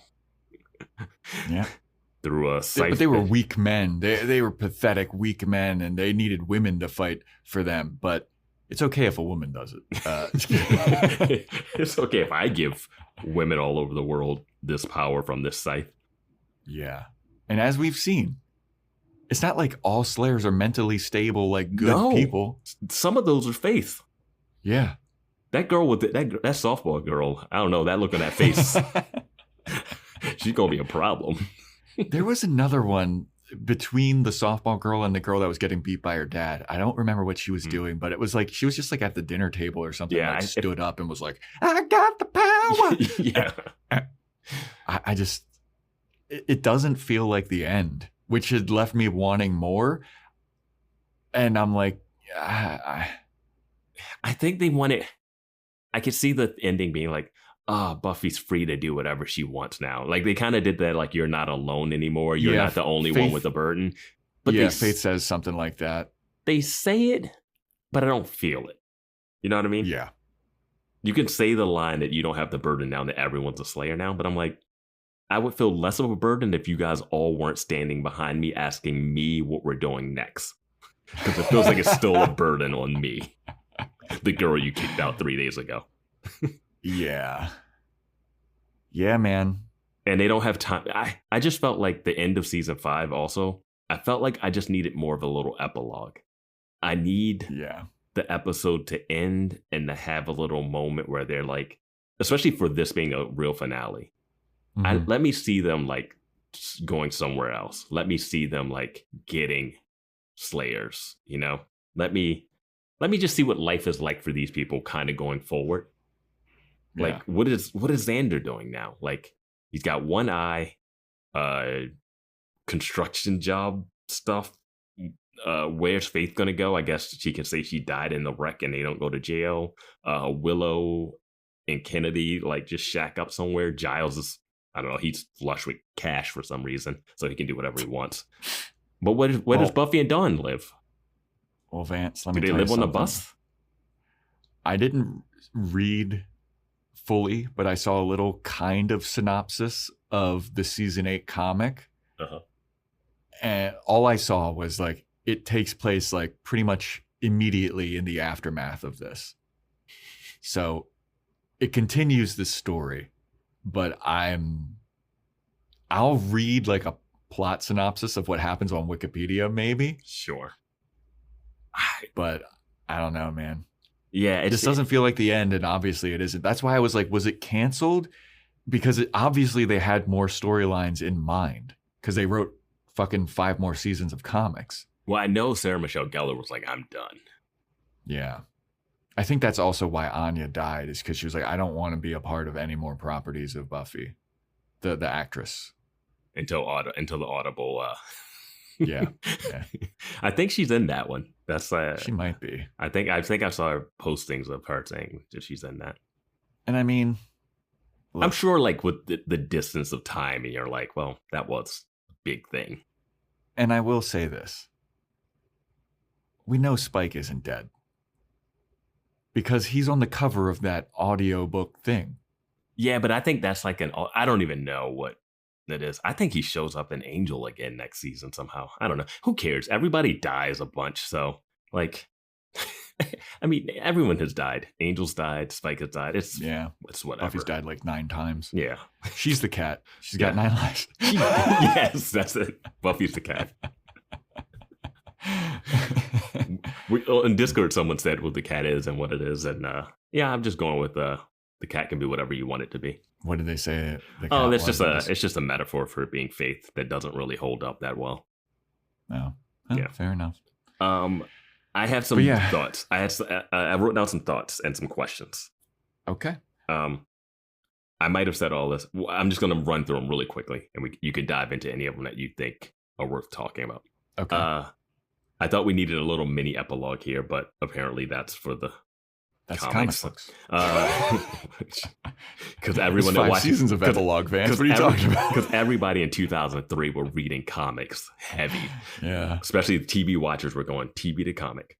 I thought Dawn is underserved in this episode. I felt like it was set up that she was going to have a more pivotal role in this. Yeah. Than shining some sunlight on some people. Especially after Buffy tried to kick her out of the fight. She comes back and she barely plays a role in it. Yeah. They asked the question. That's why she barely plays a role in it. Buffy didn't account for her being there. Yeah. She was like, Dawn won't be here. Maybe you stick with Xander, I guess. I guess it worked out last time. Just don't taser him again. Yeah, it worked out last time when I put you with Xander and it didn't work. So this shit worked out perfectly. Yeah. Why did Anya need to die? We talked about that. Andrew, survivor. And then no Drusilla justice and no Drusilla justice for Kendra. And no Drusilla Spike closure in this series. Yeah. And Drusilla has shown up. The actress Juliet Landau has shown up in this series.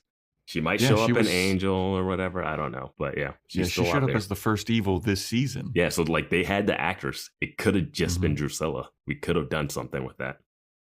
And she showed up as herself in the flashbacks too. Oh yeah, that Spike flashback episode. Yeah. So she's been around.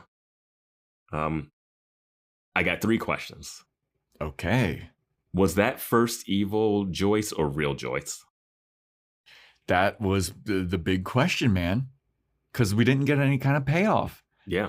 And that Joyce stands out as different because she was glowing. So it makes you think like maybe this isn't the first evil. And we've never seen the first evil glow like that. Was the first evil talking to Buffy as Joyce too? I guess it has to be the first evil. But if it's the first evil, it's a terrible plan because it didn't affect anything. Well, I mean, they also had a trigger for Spike that they had a plan for Spike later on. No, I'm saying, I'm saying like the first evil talking to Dawn, if that's the first evil, and talking to Buffy didn't lead to anything. I just don't understand what was going on with Joyce in that episode because she's being attacked by that black goo monster. Yeah. And that makes you think like this is the real ghost of Joyce? I hope it's not, because I don't know why Joyce is being tortured in her afterlife.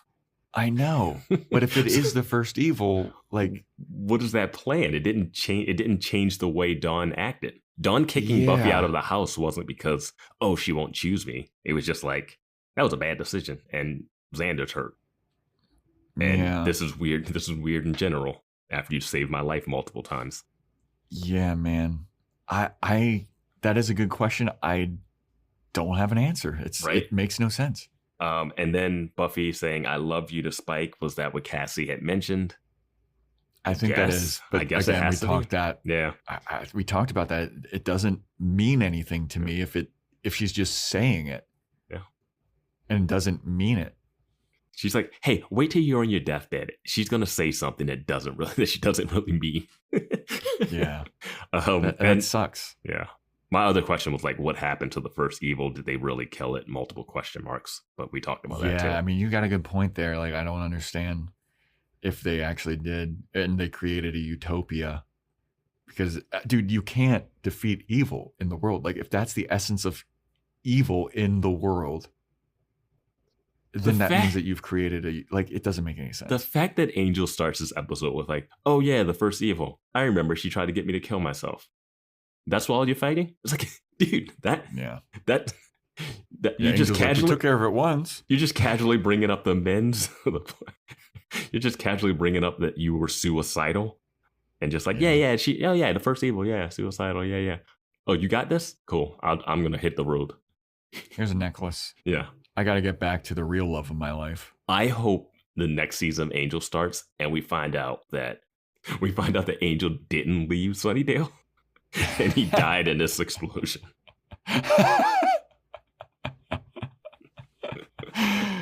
That'd be so funny. Yeah. That'd be so funny, man. I can't, dude. I mean, again, we talked about it, but Angel's attitude in this is so bonkers. Yeah. It's, for me, I will say this. It's weird even if you weren't watching the Angel series. Yeah. Because whenever he comes back to Sunnydale, it's because she's in trouble. Mm-hmm. Not a jokey thing. I mean, the episodes he's come back on hasn't been the biggest issues, but like he comes back for serious reasons. Not to just like, love watching me fight. When he has come back, like in Pangs, he doesn't interact with Buffy, but he is very serious. Yes, exactly. He's like looking after her. When he comes back again, it's when Joyce has died and he's there comforting her. He's not joking about, Joyce dying. But he comes back here and he's like, what, you not happy to see me? Oh, I can watch you kill this guy all day. Hey, let me at him. Where is he? What is he, your boyfriend? Well, I mean, I had a soul first. Like, what the fuck are you doing? I got a question. Oh boy, here we go. Does Caleb count as a regular person? Oh. No. How is Caleb different than Dr. Intern Ben?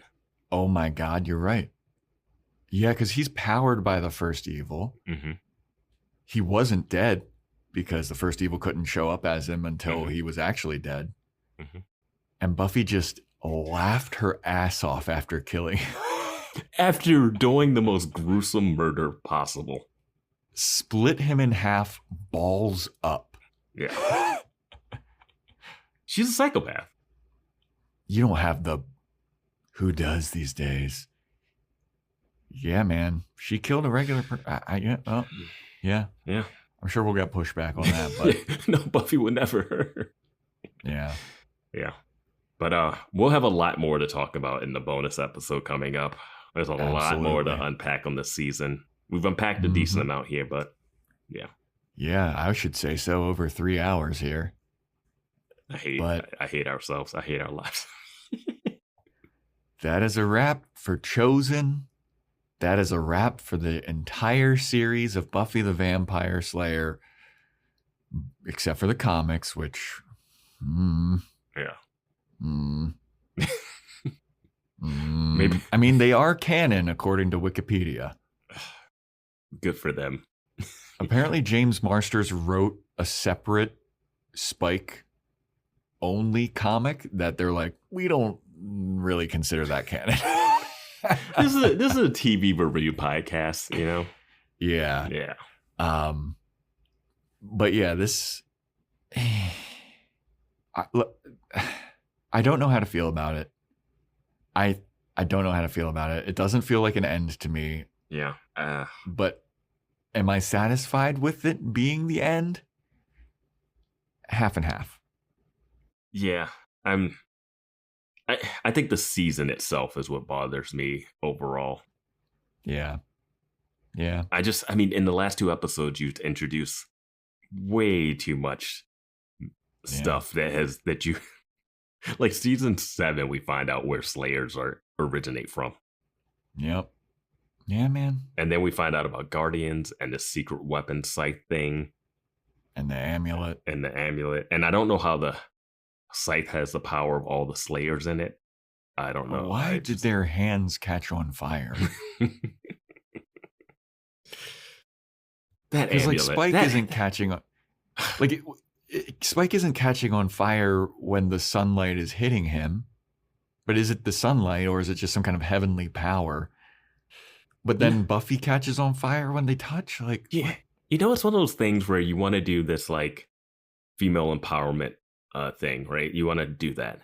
But then you have the people that solve the problem be her boyfriend from Los Angeles giving her pseudo boyfriend an amulet that saves the day. And if that doesn't happen, they probably all just die. Yeah. So it's like you want to have that, but then you just, give the power, like be like, oh, it needs to be someone sold and a champion. And they're like, you know what? It's not Spike, it's Faith. But they still want to play the whole Faith and the Angel and stuff. So why does Spike get to have like the thing that solves the day in this female empowerment story? It's just stuff like that where it undercuts the messaging to me. Here's a question for you, Vance. So I read a quote from Joss Whedon that said, like, if you don't cry during this episode, I must have done something wrong. What? Now, I know that we both didn't cry because we're manly men. You felt emotional when Xander was talking to Andrew? Dawn. To Dawn when he was seeing things. Yeah. That very obvious seeing metaphor that gave Caleb the hint that you get the fuck out of here. That the first evil knew about because it somehow heard that, but didn't hear this plan that they had decided to talk about in the living room where they plan everything. Just have someone outside the window, and when you see them gathered in a living room, just listen. Yeah, give a phone call to the first evil. Hey, they're meeting. You might want to hear this. So my question to you, since I know that we both didn't cry because we're manly men, is what do you think was the most emotional moment of this episode? Maybe the Spike Buffy one a little bit. They're giving it, but it's not that much. I think Dawn hugging Buffy maybe at the end. I don't know. Like they're all like kind of emotional, but not like. I see the problem. Kennedy Willow. You are a goddess. the Slayer. It was like, I'm going to say, I think Xander talking with Andrew about how Anya died and like him being like, that's my girl. I feel like that's probably the most emotional moment, in my opinion. maybe, but I'm still like, in that moment, I'm still like, why is Andrew alive kind of thing? You know, it's just, I think my mind was elsewhere doing, like, it's acted and it's played well. I felt the emotion of Buffy hugging Dawn, but I didn't feel like this episode built that up. Yes. Yeah, like when Dawn gets off the bus and she like hugs Buffy, like, it didn't build up to enough to that. That should be the thing. Like, I think Buffy and Dawn just gets underserved. And the Spike Buffy stuff, my mind was elsewhere because I was like, this is what Cassie was forecasting, but it rings hollow because Buffy doesn't actually love him. So it's like, what does that mean if she tells him and doesn't mean it? And Buffy and Dawn, like you said, it just wasn't built up enough. Mm-hmm. And we don't get the payoff from Joyce's vision.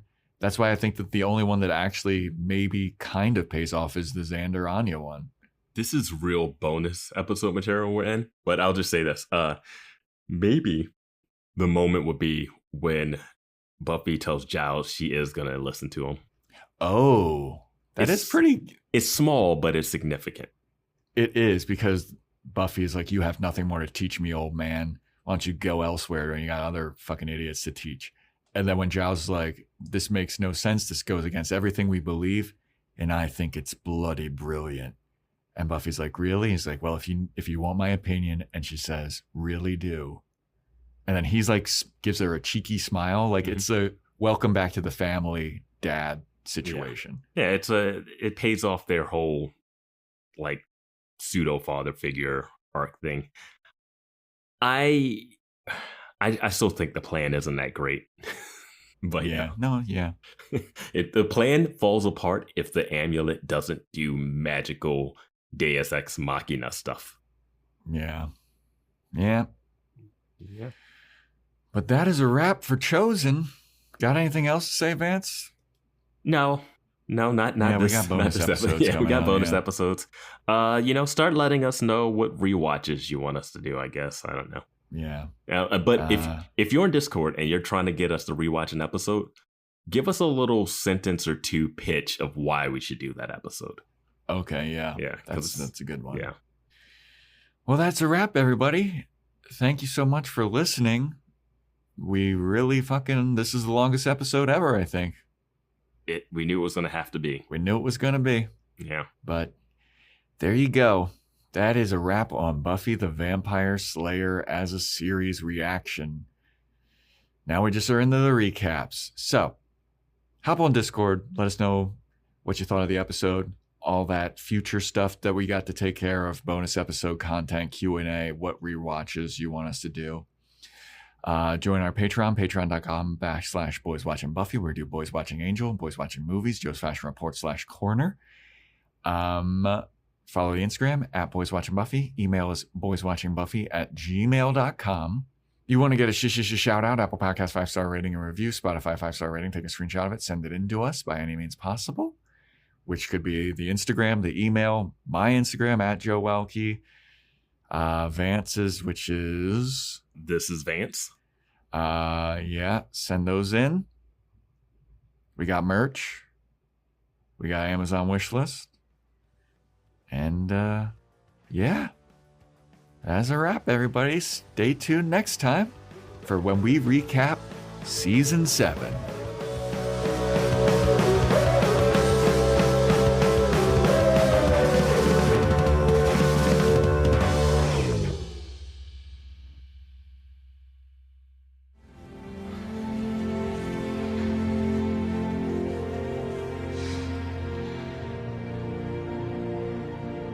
I love you.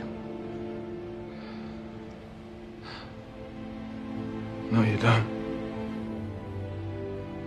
So thanks for saying it. Seltzer Kings Podcasts.